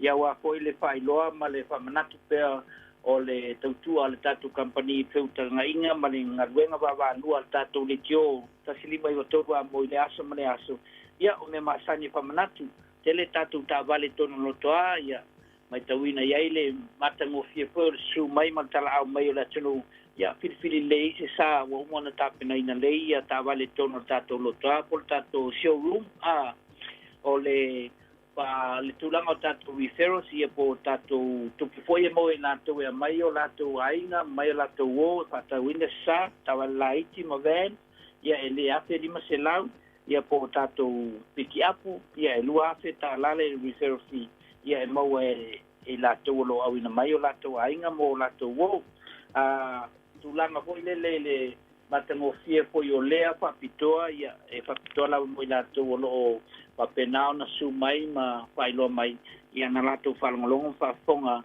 ile ne fa sa la ngalungo le tautu al tato taslima I batolu amo ya e fa pena fo yo na intaito ya il tulanga le fa taulo sa ya vai fuel company ya lo meka kas lo service mo le tolu tau sanga pa pe foi la registration ma le warrant ya oname o mai lesi tu petongia le spapitoal na mo ila to mo lo awala mai lunga al tau tato wala leo yen tato si papitoal e fa taunuina la vayaso le la stonai ta la vale to mata lo tato fatino ina tato se uma na ye fa longa o tato se uma po poina fa no mo li mafe lo na lua to luafe lo na tolu e lua afe fur fa longa ta yafe se furu fai longa tai lima se la e tia o mai tawina le wa pe o patoluina fai numero pena funga ina la sona sa pa pe awia ya pa pe lo su tolu ya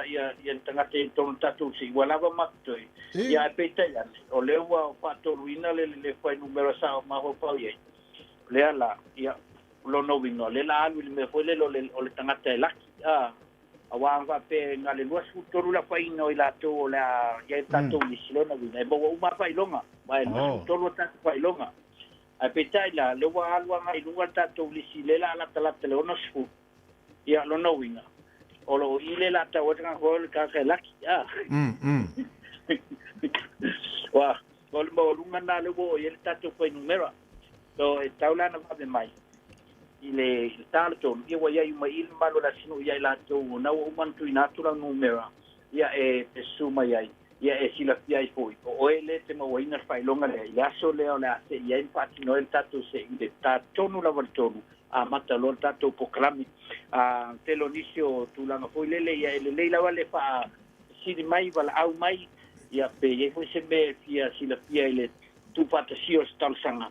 Ia le la batul matu numero en pai ona wala au mai ai. Ole o iwa le numero ofisa o iwa lua fitu lima valuta silua o iwa lua fitu lima valuta silua ia ma pe foi la o telefoni te aveai o le olua tasi lima valu lua tasiono ia ona lae fai malolonga ia le sunga ile lipule ia tonisia ia e wa te fiwe wili le o tania malam telefoni time le fa so time o tatu numero na lua o numero ofisa ia mala umela olua tasi lima valu lua tasiono ia pe te suma e foi tu atusi le lua se lau Kevin Drive le pito nune o manuka le paingata lava ona maua mato mato fasanga I manetono male pampensini le almopo Tiatia pe ai isi me te wangalo ia te Le ai, seki, whaftai tele lava la sunga whawhingainga, mana ia nei whamanatu ama se fo ili to telo lea tunu o leo ma watu to tele ila to leo ala ngolongoina tātu whamoimoe, ia me se tātu ta wale lea ua ta pena lea wa ia sao tātu watunu.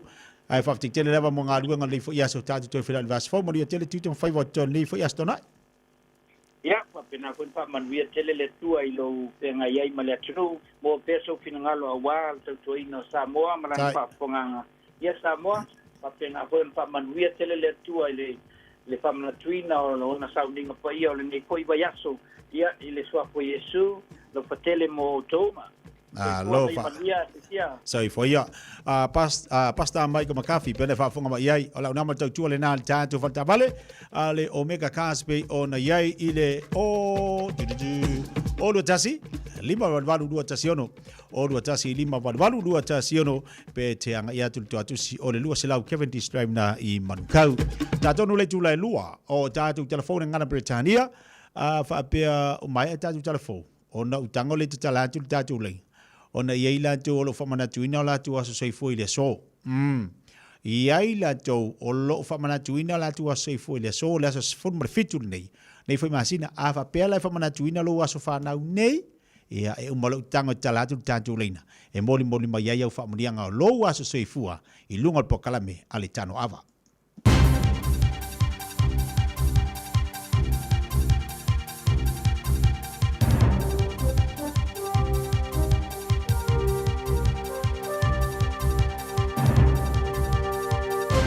This update.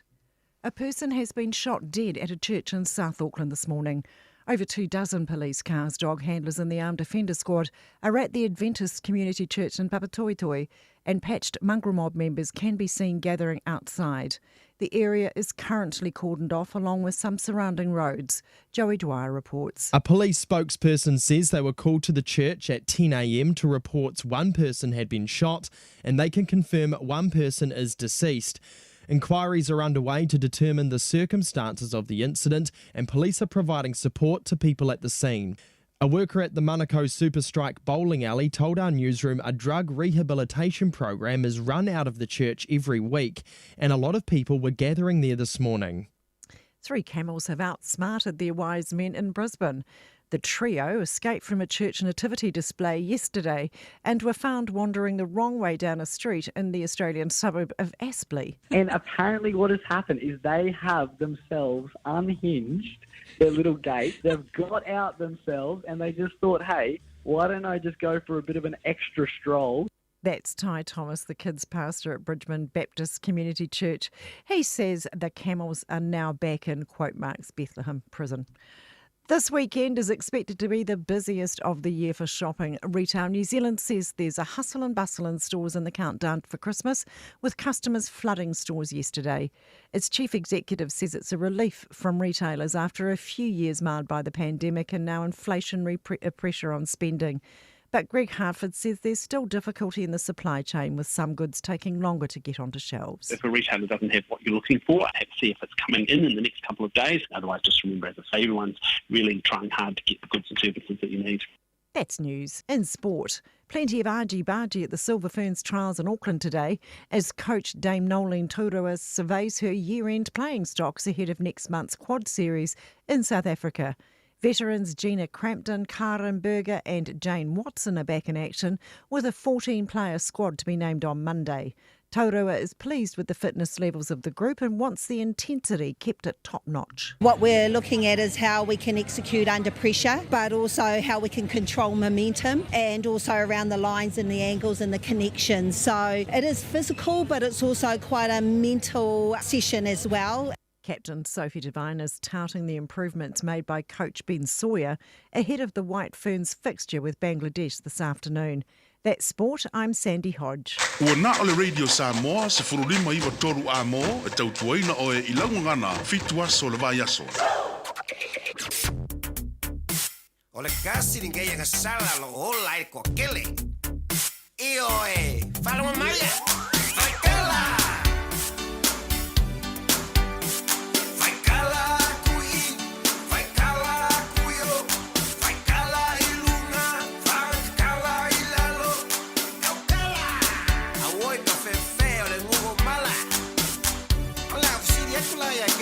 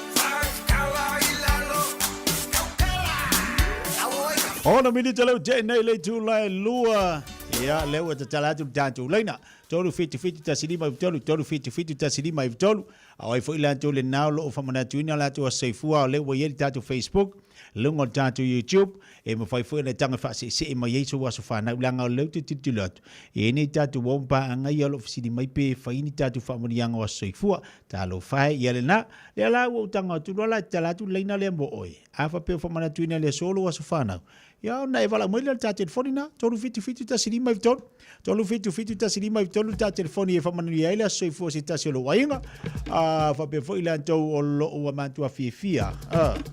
Ia ile ne fo yaso. Ia fa manatu ne. Vai se papa kiu mangaia. Ma feula le leska ko keki. Lela tatu la pese lea o talitali statu wala umon whafonga bali tatu wan tunu. Ia mo ila tau whamana tuini le sola tua se fopo asa whanau. Tolu fitu tasi liba vitolu, tolu fitu tasi liba vitolu, tatu telefoni. Ia mo le tatu Facebook, malunga le tatu YouTube. Ma le tatu imedi ole on air radio samoa.co.nz.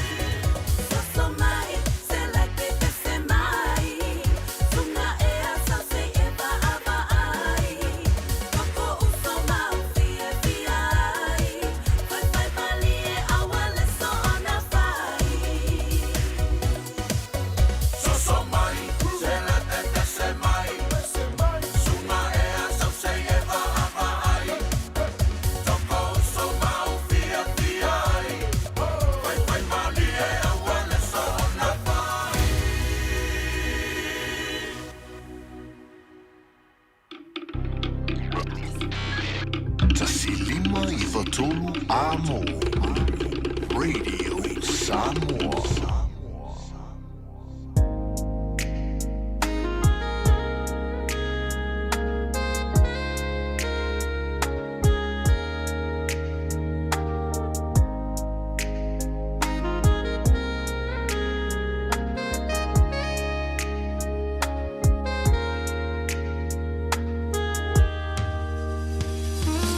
Oh, fair, ele, pepe,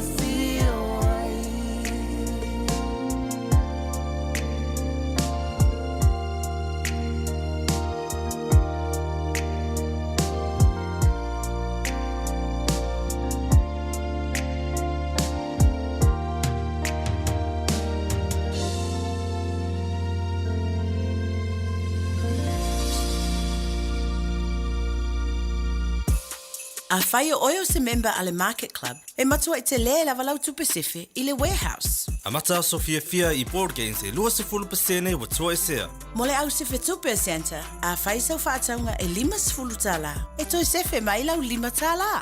A whai e tele I le stala le Market Club e mawhai o na ere stala fua I lungo le Apple warehouse. E fia la auli savai Sir Michael Jones e whaelo atu le tautua a le Pacific Advanced Secondary School. E mawai vaenga umanei e hau loma se tutongi, lua tau maftanga I le aso, mawafua le seti o fua onga, mawafua mea onga maiai computer se whaonga I le haonga. Whauna mai lolo walo I le Pacific Advanced Secondary School I le Whalua Atkinson Ave I Otahu. Telefoni o valu se lau, valu o fitu, lua fitu fitu, o valu se lau, valu o fitu, lua fitu fitu. Le Manukau Event Center, le no foanga mo whaafiafianga, mo aso whaapitoa, aso whaanau, tau mawhitanga pe amai a se maliu, mawhaiona mātou te pena ina tau mawha, Mateo le Fale, Tua Tusi, Sifululima, Norma Spencer Drive, telefoni, lua fitu valu, valu wha, iwa lima. We treat your event like ours.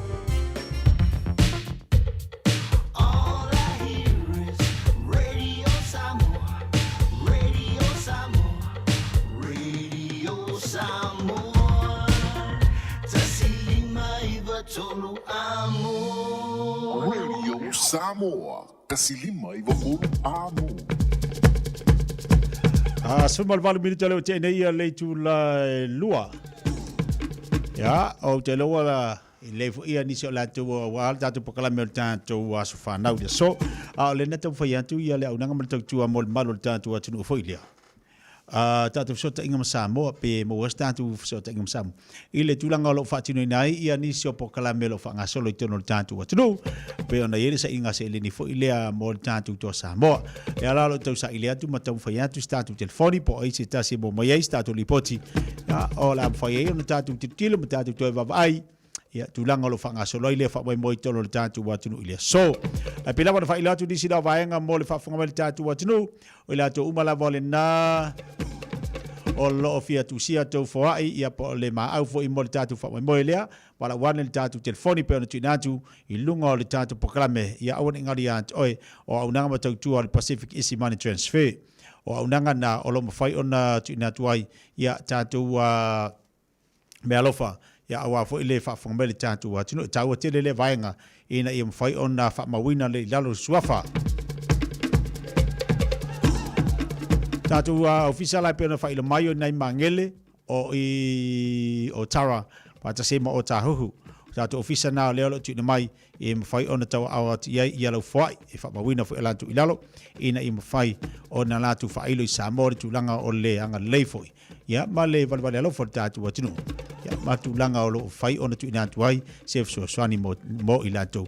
Ya ta pena ile anga ia tu tatu to Samoa se vai ngale le telefoni le mo tatu se anga ia tu tatu to Samoa se I filoi mo tatu fa ngamalo mo se for tatu watino mo tapo inga pe ona tapo ai o fai vatu le talonga pe ona ia le masina o kitopa o le telefono le over se lau o tasiono ono over se lau o tasiono ono o le over se lau o tasiono ono po le ono lua fitu ono fitu iwa varfa lua fitu ono fitu iwa varfa tatu telefoni na e mafai ona so ta ia ya ina I mafai ona fa mawina lalo ia lo swafa lua sfuru minuto te ia leitu la lua vai tatu peselea tu tali watu sa ile atu unanga mal tua ale tatu falta vale ale ka foyo ngocho le lai le sama fisa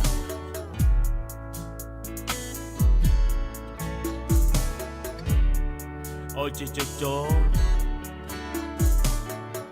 se lili sama yo batafa e faile mama o le alofa Afai ai mucho Lene yola Ya eilo ono Wanganga Uma ona fai Wacha Wachala Oche chota selili sama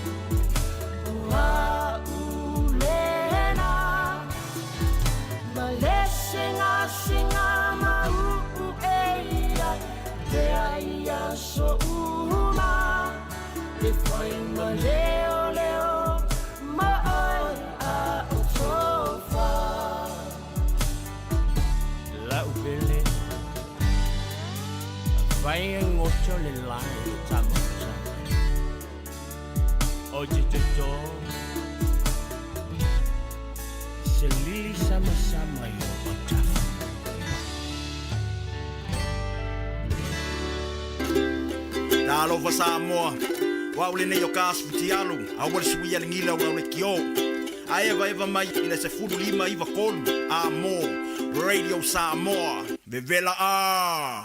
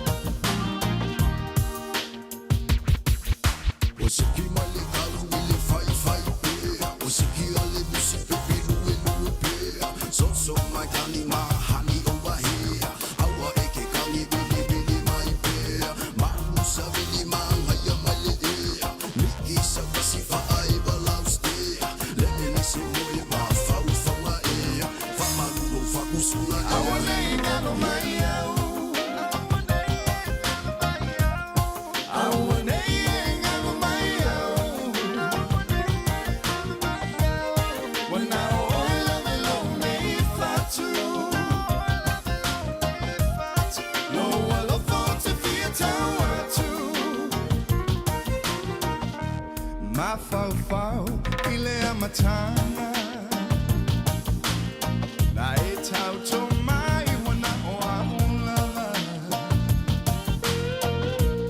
Ole ala mea ngasala. Wai anu alai o se tala.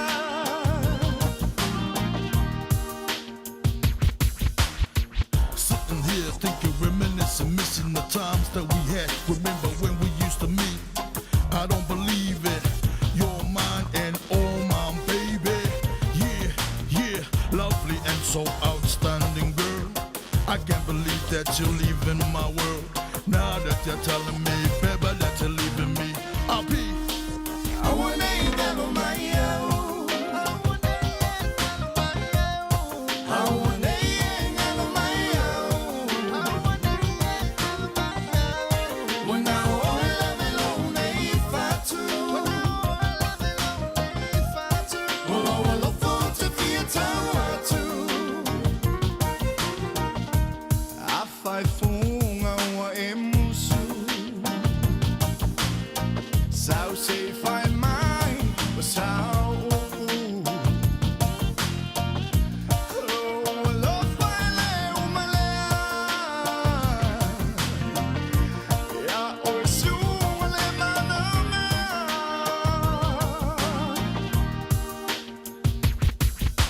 Sunga soso mai sau se ika ngofo ngofo fais kakala ole ale me wakupu po uma asia ole a oye se isi vai se take it easy yeah yeah wa if I mai ole a e malanga ole ala ukala le sau kala le unga wo uma nge fire ai saulo sauia falongo le mai oi puche paka what you know now I wanna eat that on my own. I wanna eat that on my own. I wanna eat that on my own. I wanna eat that on my own. When I all love alone, if I do. No, I look forward to be a tower too. I wanna eat that on my own. I wanna eat that on my own. When I all love alone, if I do. Oh no, I look forward to be a tower too.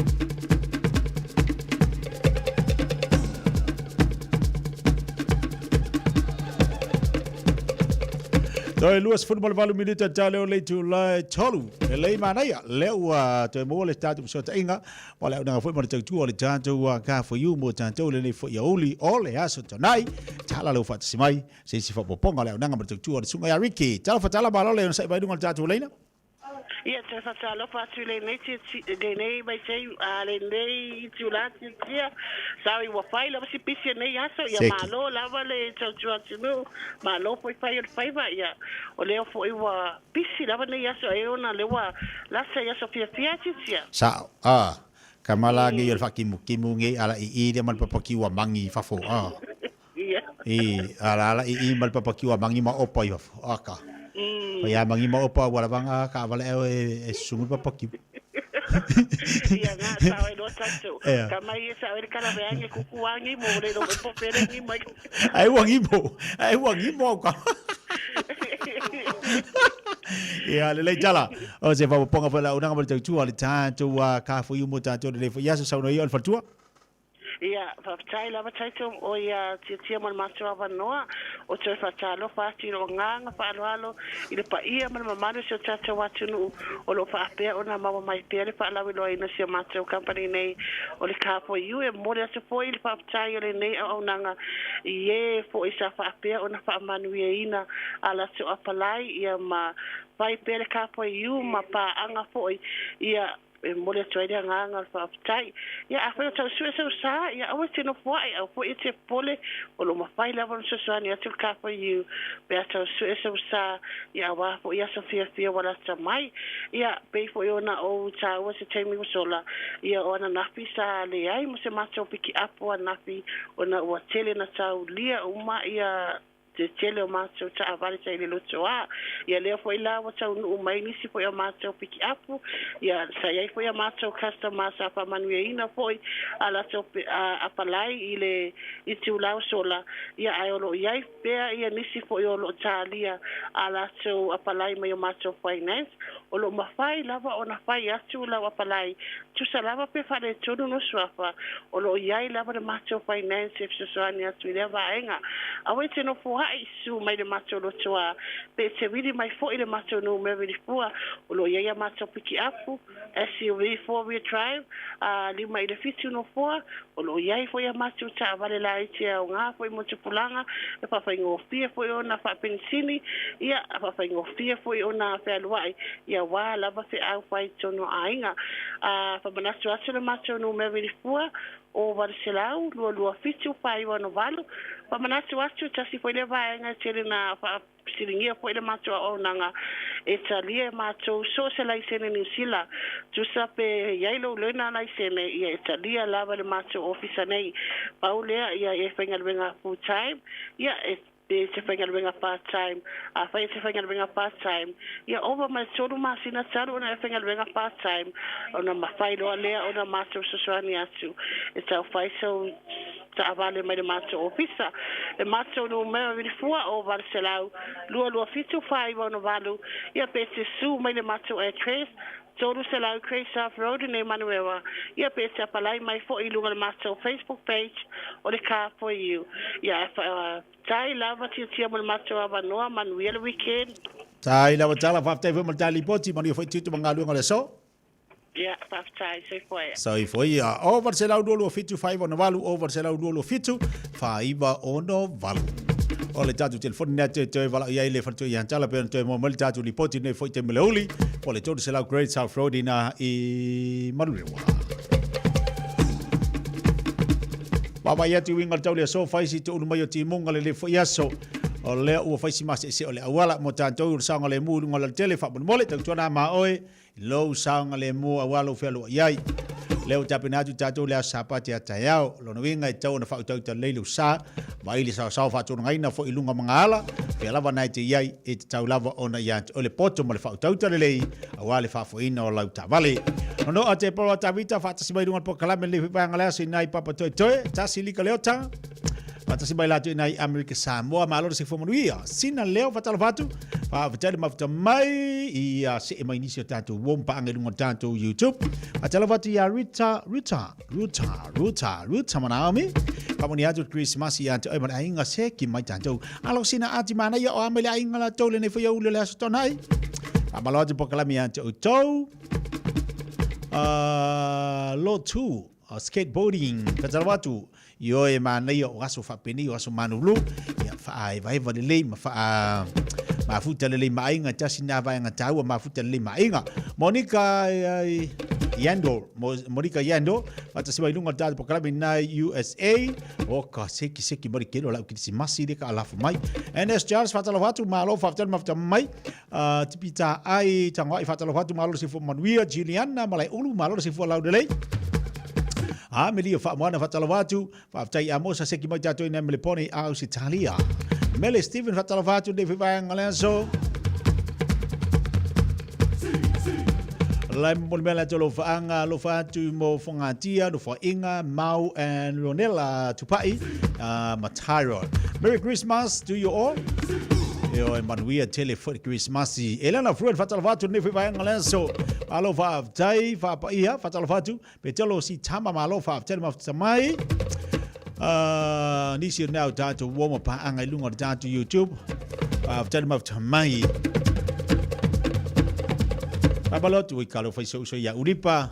Le malolo ay masidu sufai tula. E fainga luengai marileo o ainga. Malo brother fa avtai, malo on sa ilo loco. Alo fa ya papa la wone vanga solo ya Oscaria ai ki kako. Ya tolo es for media telo le tula tolo. Para solo diso tanto música.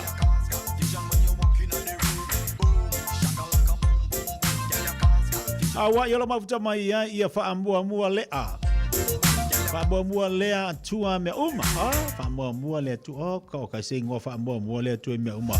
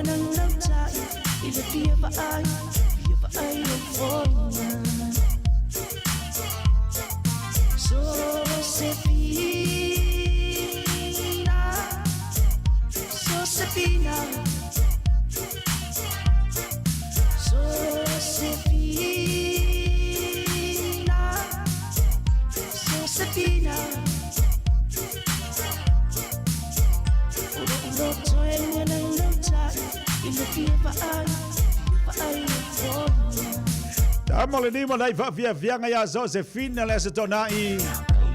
Fina wai manga pa fina. Awa ke pole pe pa pe nai mo se over fina fa ngale over. Awa ela ku 45 ngari ki ngau foringa. Ai manga yelo ngofo ngai su sa manera. Oh, vale le fina. Fa ngale as malo. Yo tato yo lo ba futa ma le fale le mana va fina on sai. Awa ke fala bla ya fina. O fina la le. O va nga ruenga wa le la malo ro le fa yaso. Ala foi do fina no ma fuka. Ma ya ba fu ma lo si sala ono fia fa tala fatu po kala ne ba ngalenso. Aniva Nico fa tala fatu fele ma futa ba sini au se Italia. Dien fa uliuli playata fa tala fatu tasi di fatu mumu le ne fu ya ulu le so tonai. Te pola nu utasi fatu mumu lungo fata. Tiwe sa ede fata fatu de fe bangalenso. Omoli lo fa angalo so ya ulipa fata ngasi ai di mota ngasi lo so le malu. Lipa le momoli atu na lo fa anga ngasi lo so ya le malu pio le auto fa mai. Sina leo fata fatu yo seki mai dadou. Le afele te bala mai ai. Island Bay Wellington le fata mai. Haro tuunga. Haro tunga fatal fatu moli atu na lo faanga so ya anae mao. Yo e po fe foi se siopi nei o tara mama ngele po tau la foi faanga sua ya anae. Ata se emociona fale tua. Lo faanga mai Brisbane Ausitan lia. Fatu pu mangele to fatal fatu. Asia si mai longa ainga nai o tara ui kalo fai wasi si mai o fari kongu fo de ka woko. Yang o de ka wi le fo ko uru mangi ki munga e. Ai wai lo de ki munga wa ko kele foi la ko sa vari solo. Alona si la fatalo fatu. Pida stava malo si fo ni le foi oli. Sia tong yo la fatalo fatu ne foi bangala sa manu e tele krisi masi ma futa mai nai America. Sila tuinga mala seki mai le uri lan dau tiresa ene. Sawa ma ripi das tawas. Yo le luar finga fai so se finga la ko e o le mele le so se finga. Wala ba ngau de ainga. Ai ngau ngaduenga. Ma ya pasala ni fatala fatu le bangala so. Ya mo diso tatu wo paanga. Se mai ia minareta a pela fatala fatu ana Rosa Simone leo ma futu mai nai Nelson.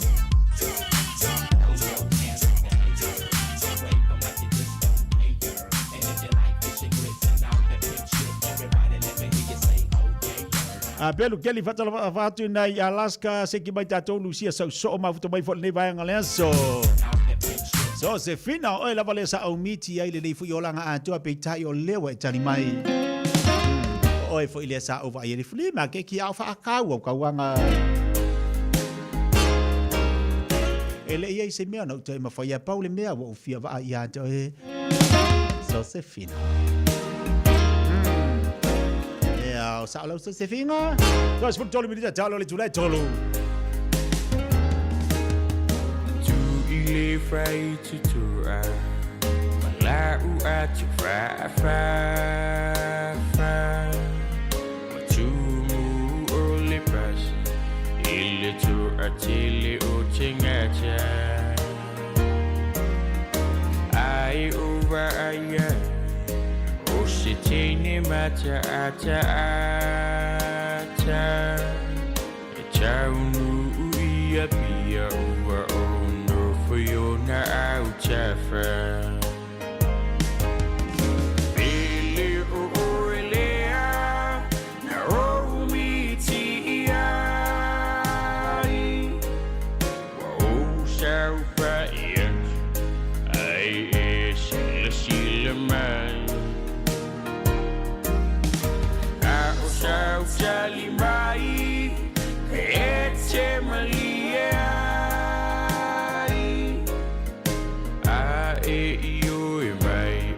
CEO e mashabai O tau mate po ai o sile apo Ilana atsofa afafa male pulo cowboy Ia tala no amai sile masania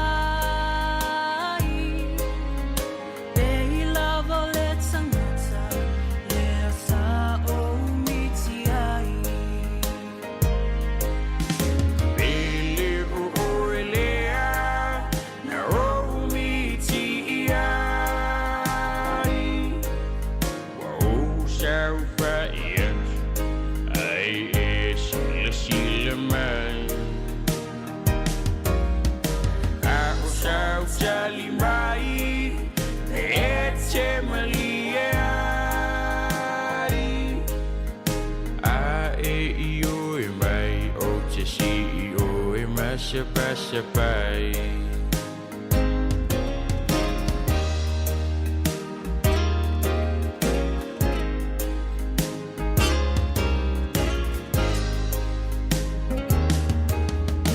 Holy maungangana, via paalungu shani chala. Besha unimiti, beuna osianganga. Lutino amaniti, iona lima mafana fana. Ulana taliwa iwe, ele ifaya fu isonama. Ilavalea, Naomi Tiai. Fight my way is out, my challenge to a man. Ilavalea, Olo Fai. You are the one I had a dream about that night. Ilavalea, Naomi Tiai. Fight my way out, my challenge to a man. Ilavalea, Olo Fai. You are the one I had a dream about that night. E oe la valeza o miti iai. Veo na whaafafonga mai ai lau Eva vale nei fo ianso. Lele wa maka o nganga i mai. Ia wai wa aila. Mea lele whea ko o nga emiki e whama. Io e sa oa o e ale ngau si iai. O, e a si ifi ele pasi. Mai o e ale ngau si iai oka. Ia wa ka urele pasi mau kingo. A ka urele si mau kingo anga o pasi pe aku kumu pasi Samoa. Wa nganga kumari pasi sawe si oka. Ifi e ma fau ngale au li. Ai ngale fia i mai au ka ngale si o masapa sapai. Ile kai pe ki fia alfa mai si ia oi. Ai pe ki fia mo e si fo oi fa moi. Wa o ia lava le nga o miki ai. Oi fo ile nga o ma fau ia. Wa nga ulo ngai ke la ki nga fai kai mi.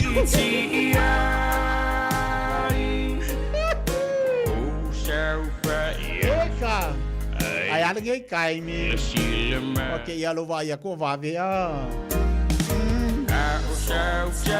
Alo fia io ya. Ya ngisi upo si ya oi. Ai fa fuaka le ya oi ma si le oi ma mili oi. Fa boy oi. Ai fia ai fa fanga oi. Ai fia ingu fa ingu oi. Ai fia ai ya mama oi. Ta wa ngau fa le kongo. Sila tinga mala fatalo watu dei vai ngale aso seki aya. Sia tongiola ma lord sei fo manuia ma futa mai dei vai ngale aso.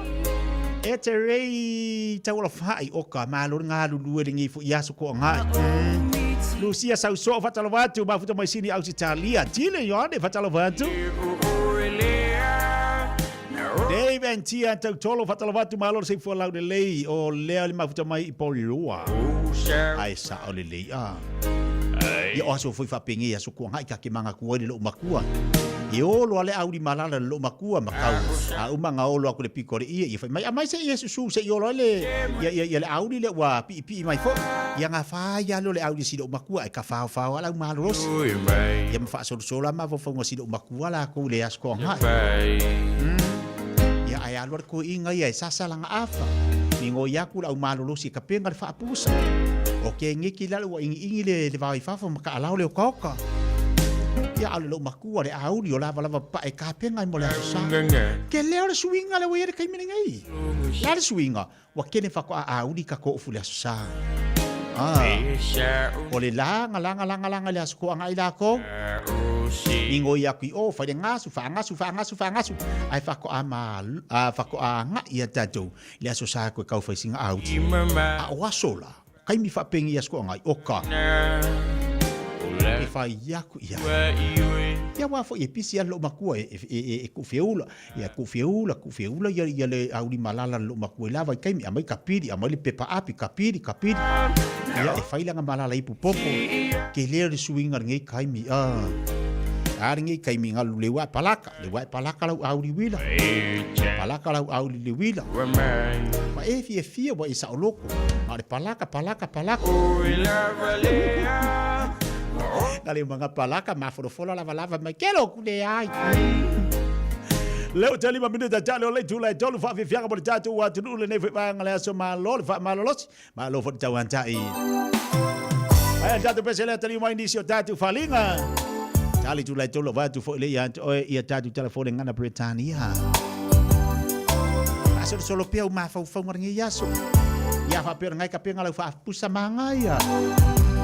Ava per ngai ke fia va ai lei.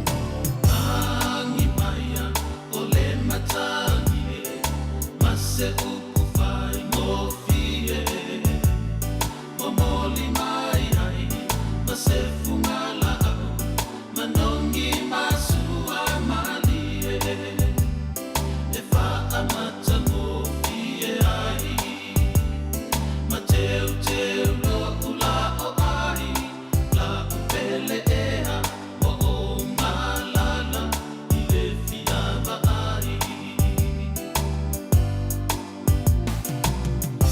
elo loto le moana e afatia ilo uga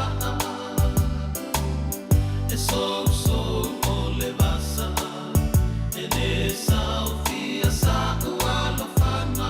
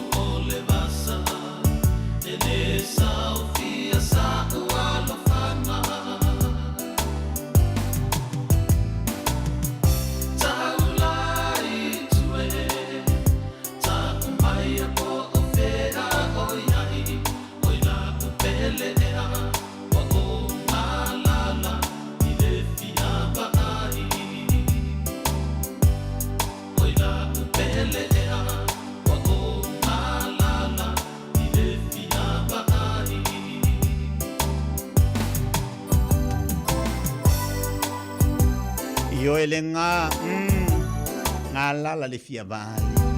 Masi ko alo lo fama. I sing ngi ai nga vai vai. Lo minuta tala le July tolu.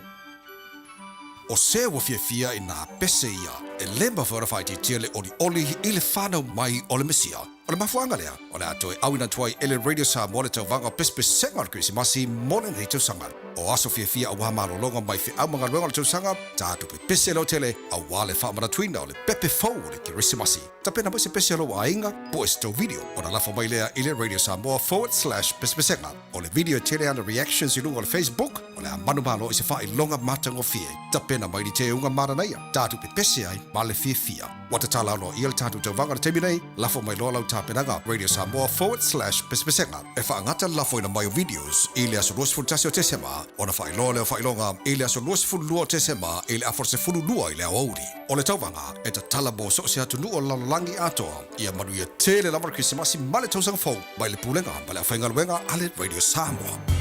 Le Manukau Event Center, le no foanga mo whaafiafianga, mo aso whaapitoa, aso whaanau, tau mawhitanga pe amai a se maliu, mawhaiona mātou te pena ina tau mawha, Mateo le Fale, Tua Tusi, Sifululima, Norma Spencer Drive, telefoni, Lua Fituvalu, Malufa, Iva Lima. We treat your event like ours.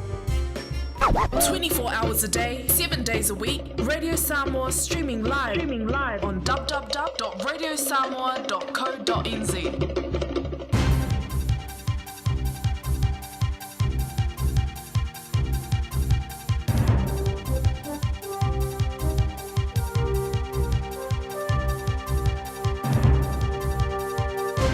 In this update, a fatal shooting inside a South Auckland church has left a community in shock.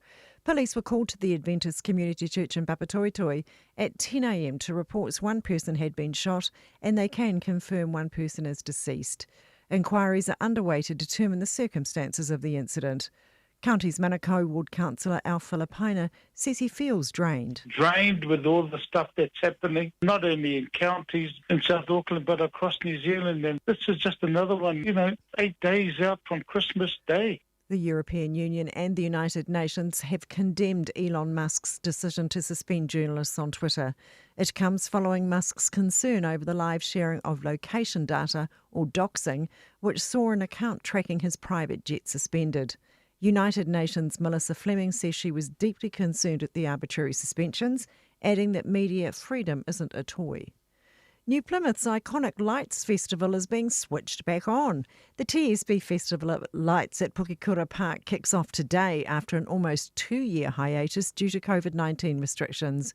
Organisers are expecting a jam-packed season and a large program of free entertainment for the whole family. Joey Dwyer reports. The festival will run until Sunday, January 22nd and feature 13 new installations connecting a 3-kilometre light route within the park.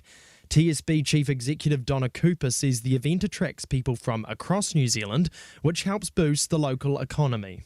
3 camels have outsmarted their wise men in Brisbane. The trio escaped from a church nativity display yesterday and were found wandering the wrong way down a street in the suburb of Aspley. And apparently what has happened is they have themselves unhinged their little gate. They've got out themselves and they just thought, hey, why don't I just go for a bit of an extra stroll? That's Ty Thomas, the kids pastor at Bridgman Baptist Community Church. That's news. In sport, the Silver Ferns mainstays are back footing it at the national trials. Mid-quarter, Gina Crampton is back from sabbatical and the defensive end's been boosted with Karen Berger's return from foot injury and Jane Watson's comeback from maternity leave. Coach Dame Noeline Taurua says they're all in great shape. Really happy actually to get her out on court. She shows her leadership there. Karen's on fire and to be expected, and Gina has slipped right back in. So just having that extra leadership as well really helps to cement the group. A new record has been set for Northern Districts in the Halliburton-Johnston Shield. Batter Caitlin Gurry has smacked 183 in helping her side post 318 for 7 in their one-dayer against the Central Hinds at Mount Maunganui. That's sport, I'm Sandy Hodge. Sorry, I'm really long Angale the radio Samoa, easy the mad. Radio Samoa. Taslima Ivatolu.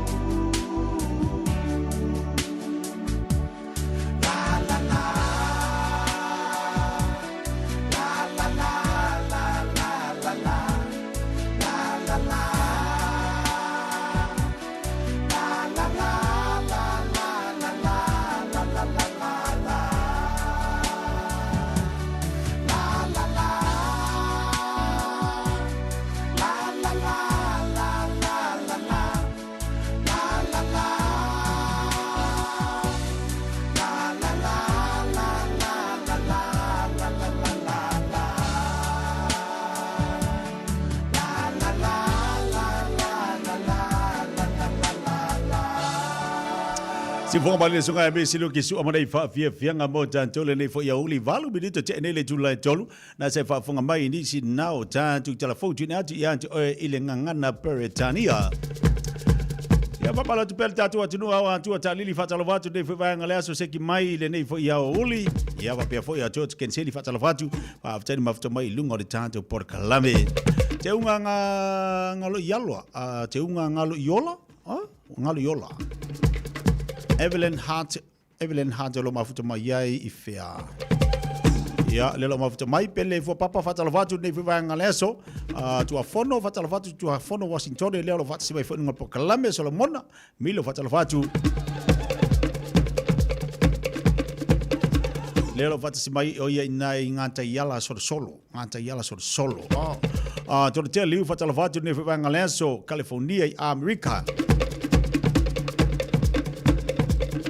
Sasa tadi elu fatala fatu nei fa ngalea so lunga po Kalame Tanoa Ava mafutanga la kisa seki mai Seattle Washington Ruta fatala fatu Ruta malo fa tadi mafuta mai fatala fatu taefu malo fa tadi mafuta mai ngon tatu po Kalame alo fatu fo si auto ina vai pua o isoro ka ma ko fe kawila mara ko inga vai pua ngai yo le shopping center mangil so le fa le ngo va masaura va ko inga vai pua so ia lo fatu mo se to ina vai poale fatu si mai lunga data po Kalame le vai ngaleuli ia mana tamam tina ma to umalava fe na te mafuta mai ai tono lo moto mo lo lawa o tono lo falo tanga ma tua po tono fo le mai fatu lo fatu po Kalame ia to malo lo sai malo fo lava pale iva minuta tele tula tono. If you came to party all night, I need you to make some noise right now.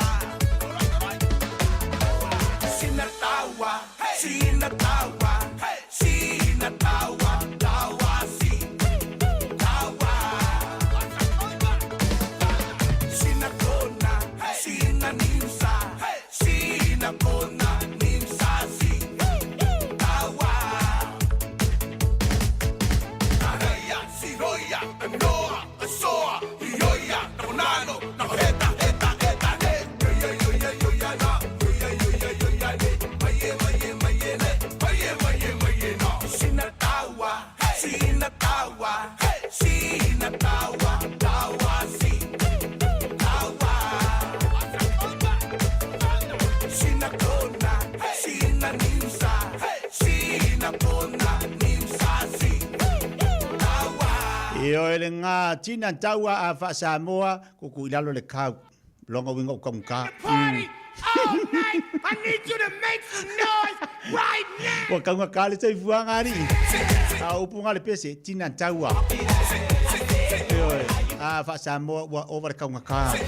Longa winga fuafua le leila se lengi ngai maua. Ai le le laku alunga.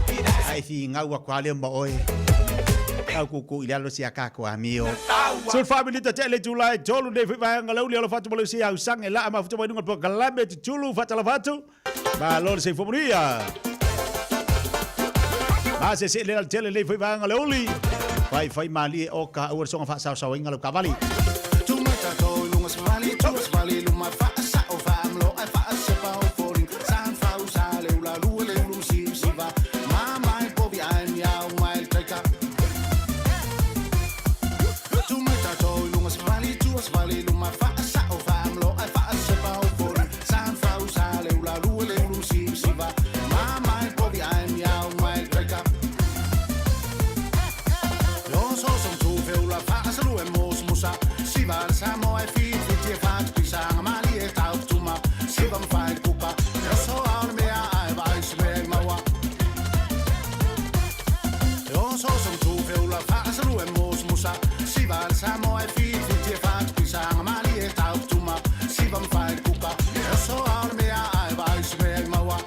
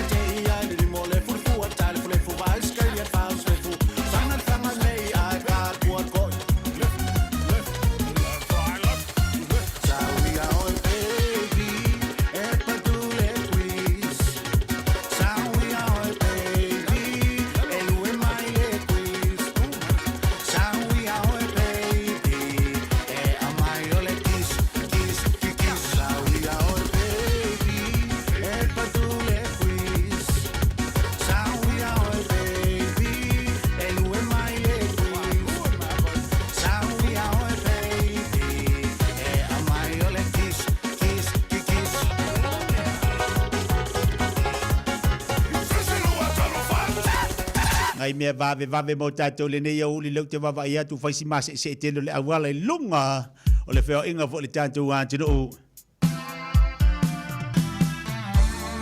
Toi taliu mai tau tutu mali e lo I lunga le vai o le taawale VJ Valele Eva Junei Arata Victoria Malo pa tēnu mafuta mai pa mua le tua malo se fomonia Elise peta taula fatalo fatu. Tate moe al hae. Ia ueka. Fai mafau faunga.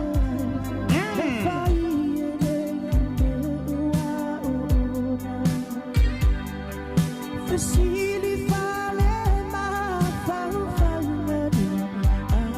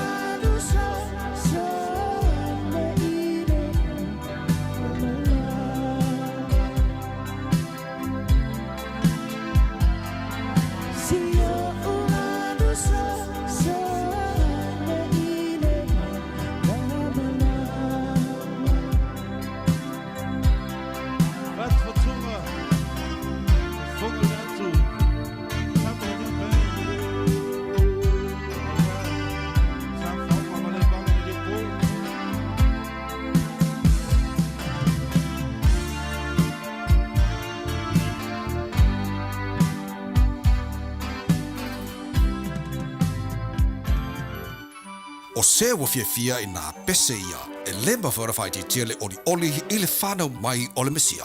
O le mafuanga lea, o le atoe awina tuai ele radio Samoa le tau vanga pespe sengar Krisimasi mole nei tau sanga. O aso fia a waha malolonga mai fi au mga luenga le tau sanga, tātu pe pese lo tele, a wale whamara tuina o le pepe fau o le Krisimasi. Ta pena mai se pese lo a inga, po es tau video, o na lafa mai lea ile radio Samoa /pespe senga. O le video tele ana reactions i lunga o le Facebook, o le a manu malo i se wha i longa matango fie. Ta pena mai ni te unga maranaia, tātu pe pese ai, ma le fia. Wata tala no i le tātu tau vanga le temi nei, lafa mai loa lau tāpenanga Radio Samoa /pespe senga. E whaangata lafo ina mai o videos, i le aso luas fultasi o te sema, o na whailoa leo whailonga, i le aso luas fululua o te sema, i le afor se fululua i le auri. O le tauvanga, e ta talabo so se atu nua lalolangi atoa, ia manu ia tele lamar Krisimasi male tausang fau, mai le pulenga, mai le awhainga luenga, ale Radio Samoa.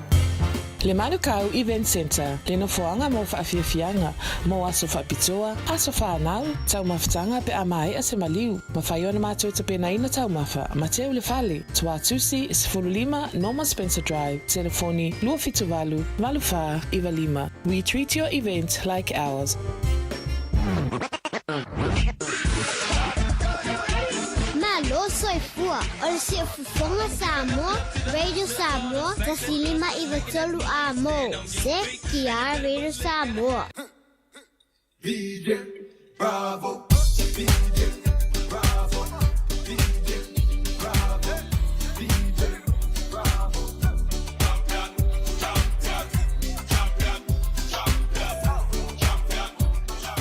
Everybody knows it, Bravo, a champion.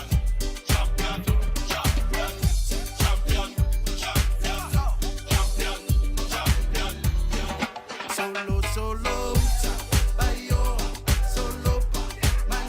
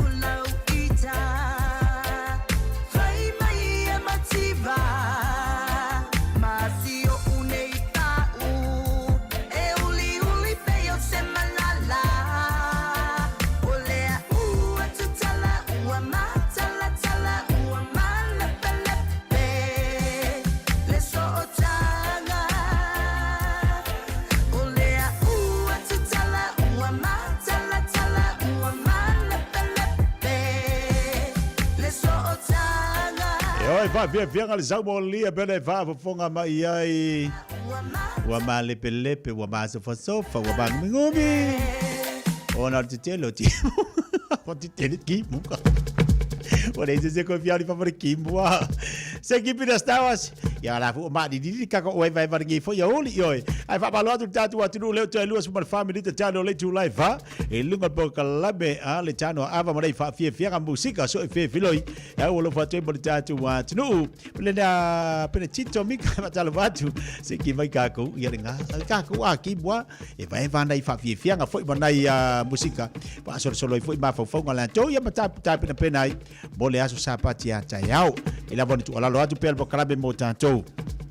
O le temine i o lo faisi ma se la wala le fo wa ye swing o le tau lantou o leo te wa ia ti bo pa anga nisi fo yo vaenga o le tatu pokalame o lo mafuta mari to tele ia la seki mai nisi vaenga o le nei fo ia tunu o lo tatu yai o ma tu lai nei au kilani o le matua tele timu o le to ultimo wa vai o le pong sa mai pe ia o po a le kanga le fa o le tulanga na lo e ma tu nei au kilani au tele lo po o mai o tatu i le si fo vaenga o mai tatu kalesteti o mai wedding kong se ki ka ko kaleskeki le fa yongol va son tatu nei o falongolongo mai le tau lunga nei a tatu o kilani makwa ke kelal timu a o le malo se savidi a o le kaunga ku anga le ma ngai o le tau le loi kalesteti ile susulu mana yo le la le ai se timu le ai se savidi to a le tau a o le no falongolongo mai tau lunga nei a tatu o kilani so le o la le tala saine o tonu mai o ko matua ma lingi ti munga a lai ma kwa su lai le loma ni winga tau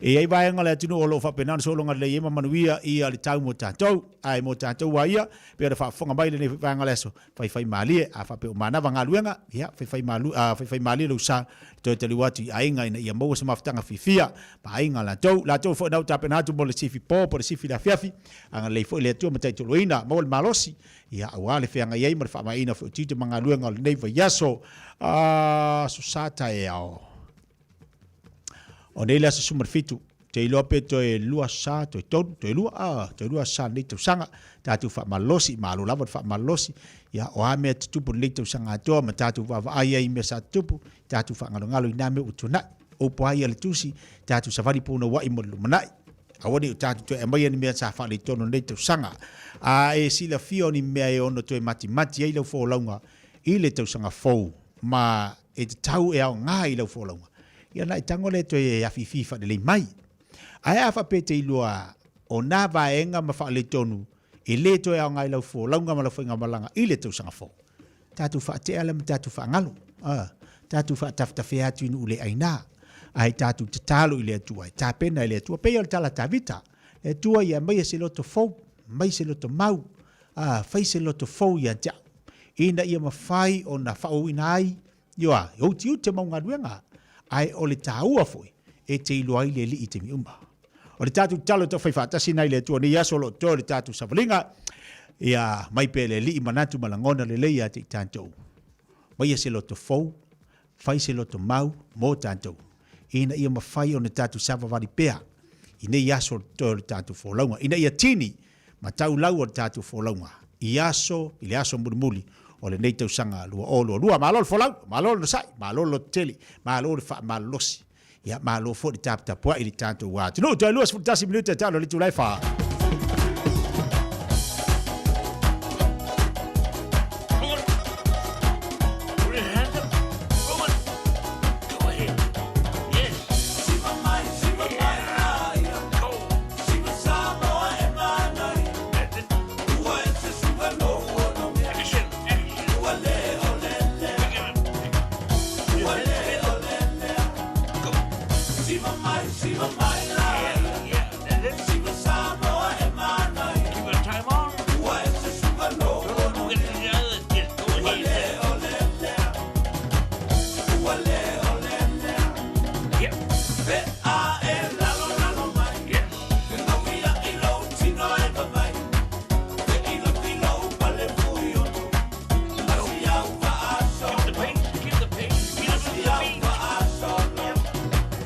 DEC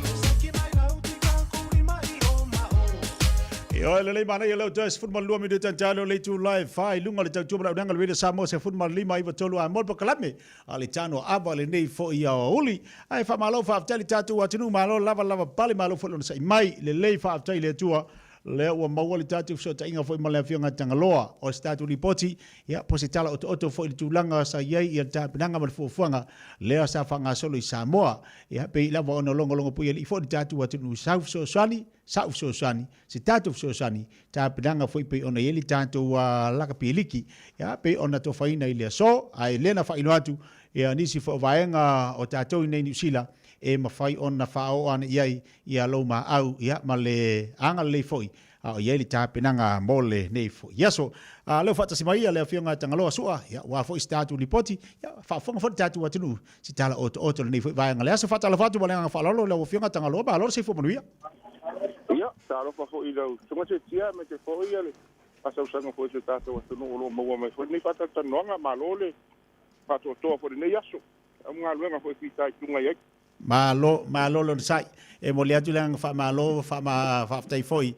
Ia ili tulanga pe ona iai le fa ma poina foi. O le fa mo le so. Fa malo fa tai ya te longono fai fo isi pisi nai tu mal tatu iai Samoa. Ia ai ona nau lava ina ia maua se melelei.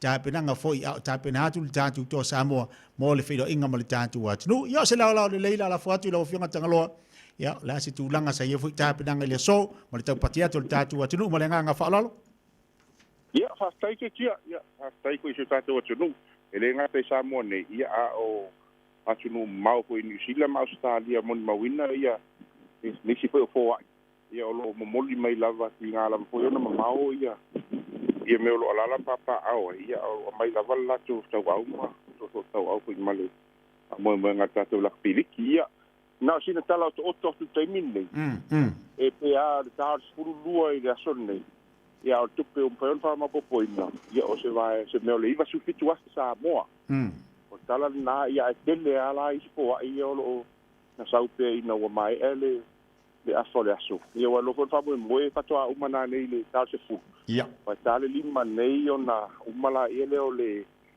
ole na faila ia sina koma ia to a matala ia le ta ole ono mo le silu tu la ai kolosi fa sala uma pa TV i le small suto luaso ia ai fa mo popo ai o mai tala le va no e o mai tana te mai lato o ima tele ni ia na fa to la ia le pe a to tala ia vai last 2 hours ile po na nei mai le valu nga se fu ia mon mawina to tele la po company tele ia na atau au ina ia so ani le malama le ita ona le la ia pe company le sponsors lava fo ia la pili o le Pacific Easy male Moana Ranchers e luas fu wafi ia o Tanoa Ava clothing ia fo inga New Zealand mai nei luas su lima aste pasi fo imale so ani sunga ala uri Marco Jones man la to ai ngai tono luas su lima le ia meni wa se fulu ia o le vaenga ia ko insei ia fully master pe compagnia te tele ia ma nga maltna tele ia le silava ia tato pa ia malo le tu le la lo fa mo popo la va ma wala nga le la va ya lule ia le fa mo te mi nei ma na ia fo tau ia fa malu la ia mai la va le la e a wai me fo ima nga tato tangate tu sela tu so anima la to fo malo fa tanga lo fa fonga tatu wa tinu se furu lua wa iva sufitu afe o se tupe tele fo ile lewa fa fonga tatu wa tinu o lewa titilo antu wa afale asona le la ai o lewa tulanga molungu fo se ele ni pe ona ma au yai ele mamalo fo tatu wa tinu ai me se fo o nisio company o lea sala to fo ai o lea titilo atu o lea fo ile la vol time wa fo ia nisio ilanto o lea tau pati atu ya wale fa ngolonga atu fa fo le atu fa ta mai ala le se fulu le poana nei lo winga le lava time anga ia to ipea ma tu sia to foi ai al tatu wa tunu yo wa tu ngana te la ko iso le fasto am payona ma wo pasa lo ngai lungo TV le ko si lungo TV ia no ko amba ai mai fo in por kala ia pa Sofia i fo ile nganga ia so ani ia ma to tele la fo pa ia man la tunu o mai ma to atu ia tele la vai fa tele la fo ia ni lang sua o fa na la fo isi le tele do ia ma tuai o mai wale fo ia nai penas mana i me fo lo patau i tau mo fi nei per tu langa na le tau entai se fo to tele malo la tunu ia e o mai taimi nei malao nei whaatau toi foi di merchandise pe o pena se whaatau tau ngofie e wai umalole asu nei ia toi alu loi lunga tau o ia o loa whai ngai toi manisio company. La se tulanga mo i lantu o loo mo i fafo o la se tulanga o lo i foi le foa ia tu ni so i lantu i fafo atu nei fafo mo le tangalo. Ia o lo ia i lava ia selenia to tele fa New Zealand i le vai ngala le Pacific East. Ia le fu tapuni ia te tonu na ia maton to ia wao ia ia so ni foi mo foa. Ia vai so fo pe i lava fo i ni si fo io tele la fo i le pledge ia ai follow up ma to pikile vai so fo to tele o ni se foa ia lo mai ia pe o vai tele ia ia wa realize ale ia tele ni ia on hand ia over rivers for what. Malo fa tai si vangana we si vai nga fiasa no ila o fionga. Ele ia fastai la sa mo la ta po inga me se fo ia to long so fo ile. In nei fa mo pe to no la fo ia ele se fai vai asa ma se mau. Ele asa fo se ia fo ia e fai tio fo io no tu lang fatte. Ia ita ia. Ele fa un ta tu oi i to inga i wa ale ia no winga ele ali du mata to sa ma ta to tam fai.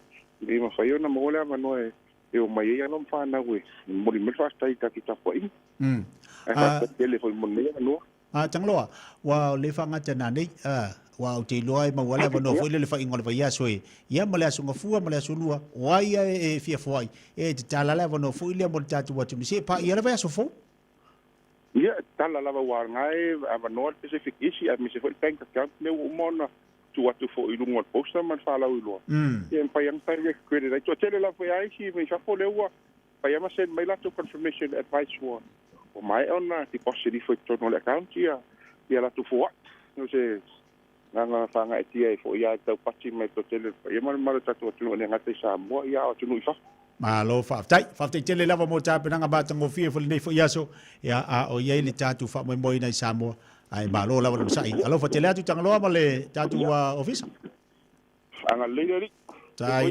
ia sai fo ia le o le afionga ia tangalo sua lena mo ia tatu lipoti tulanga pe ona ia ta penanga ile so mana tua o lau fo ai o le meta o ina o se leni foi ia o lau susani nai tono tatu fa mo pe ona ia ole abe afa pe la fuia la tupe i tono le fatupe ma ile le ngole la kapili ki Samoa te mo le wa ye fo fuanga fu ile malanga tol tatu to Samoa e filo i mal tatu atunu e lo te po se lilo tulanga sa ia ta penanga me se fo tapo ingal tatu atunu a o lo faiva la to Samoa i le tatu to sanga li polo langi le na mati e lava ma tatu tilo tulanga mo lunga sa ia ta fainga lo ta mafana o tatu atunu ele fa titia la tapo inga Samoa lenga sa po al fala maula mula tapo ino talo na pongi si tia alo tam fa na wal tatu watunu a olantu ye ta wino tawa ma fofunga le wa ye fofuanga pe on tapena ye tatu wa yuni tatu wa lakpiliki ya awase sosani tapenanga mo mi uma dio o le siunga le saunanga le fionga tangalua ye ya la faitio yo mai tu fa fonga tatu watunu e ya ele asa ele lilo fo ya le natu langa ai o tatu o le alime tatu te fai morvi ingoleli tatu fai semia o le tatu pole inisi me sa tupu o uma na taimi se saule aso mo na fale tono o pole atunu o le fuata malona lo o le taimi mal me tupu ai o le taimi la mal me tupu ai a o uma le nga fale ko nga me o ma fo ya ta pena le tu isi manantu marisi ma fau ngole to e me fau ai ya ma to langa ai si merele ina ia manuia pea ia ta ma fainga tatu watu no Samoa le la ua fa ilo mai ya o lo tala pela bono mo malu tatu watu no le asa fo ai le ase me wa e la ngona i lo to fo te ifo e te fo ai e mo le fa mo ia na tala tatu ofisa na ale Pacific Easy Money Transfer e tawa au tia so se leni sfutala lima tala luas futala se lautala fai malo loto fia malo loto malia ta penanga na te faia ya mole so swanil tatu au e ya po masani tatu famila fo mele vai la fo mele vai e ke le vai akula sa faltino ele mone ai alua ai te vai atu ai e te me te vai atu le manuia lo ai ia nga ala wangi mo ia ole me sa e fwa ai ole me uta pe nei nei le tua mo oi tal wai o lo wanga le o lo lima ma fola o le telefoni na me te maua ai afa pe te umaua ia pa fo anga me ka ko ki mo ia ole tu langa pe onel tatu fo fanga Samoa pe ona ye le so e lau fa fonga tatu tunu istina tatu ripoti popo pe ona sa no mai le afionga ia tanga loa toi tasi de se kone ona tale le tula fa vianga mo tatu tunu mai tatu pe sele to lunga to tua te tia mo tatu tunu le fo ia afi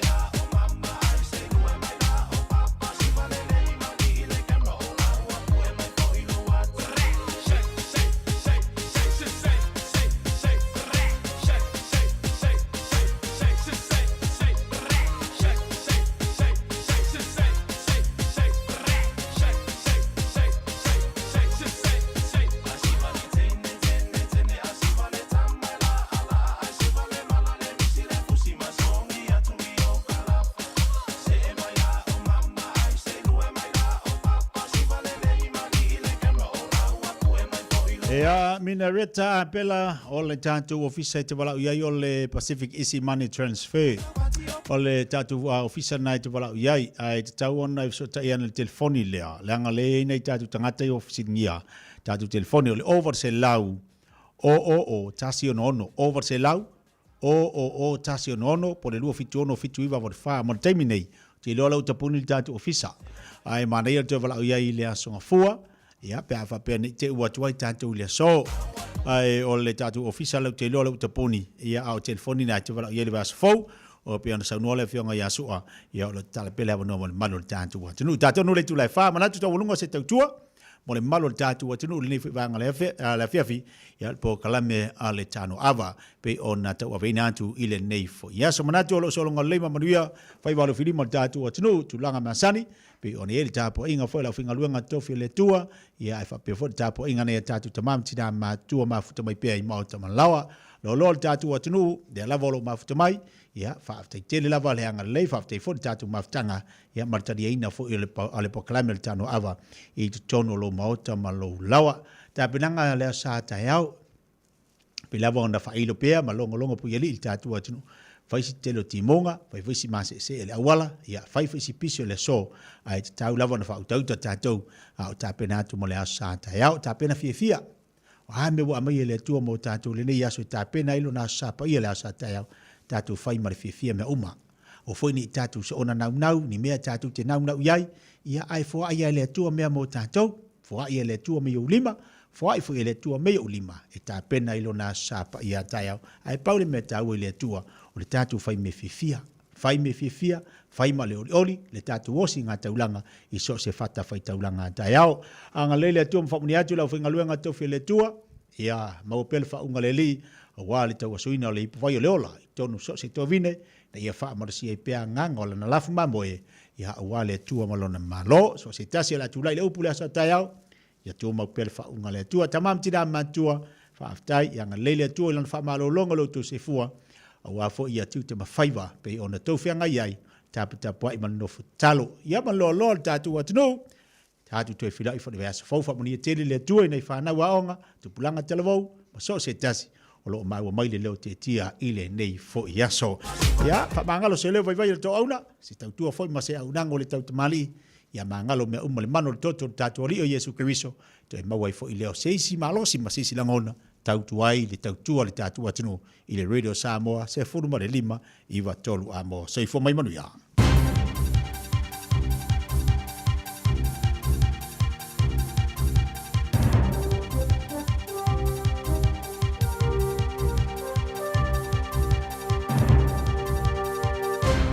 this update.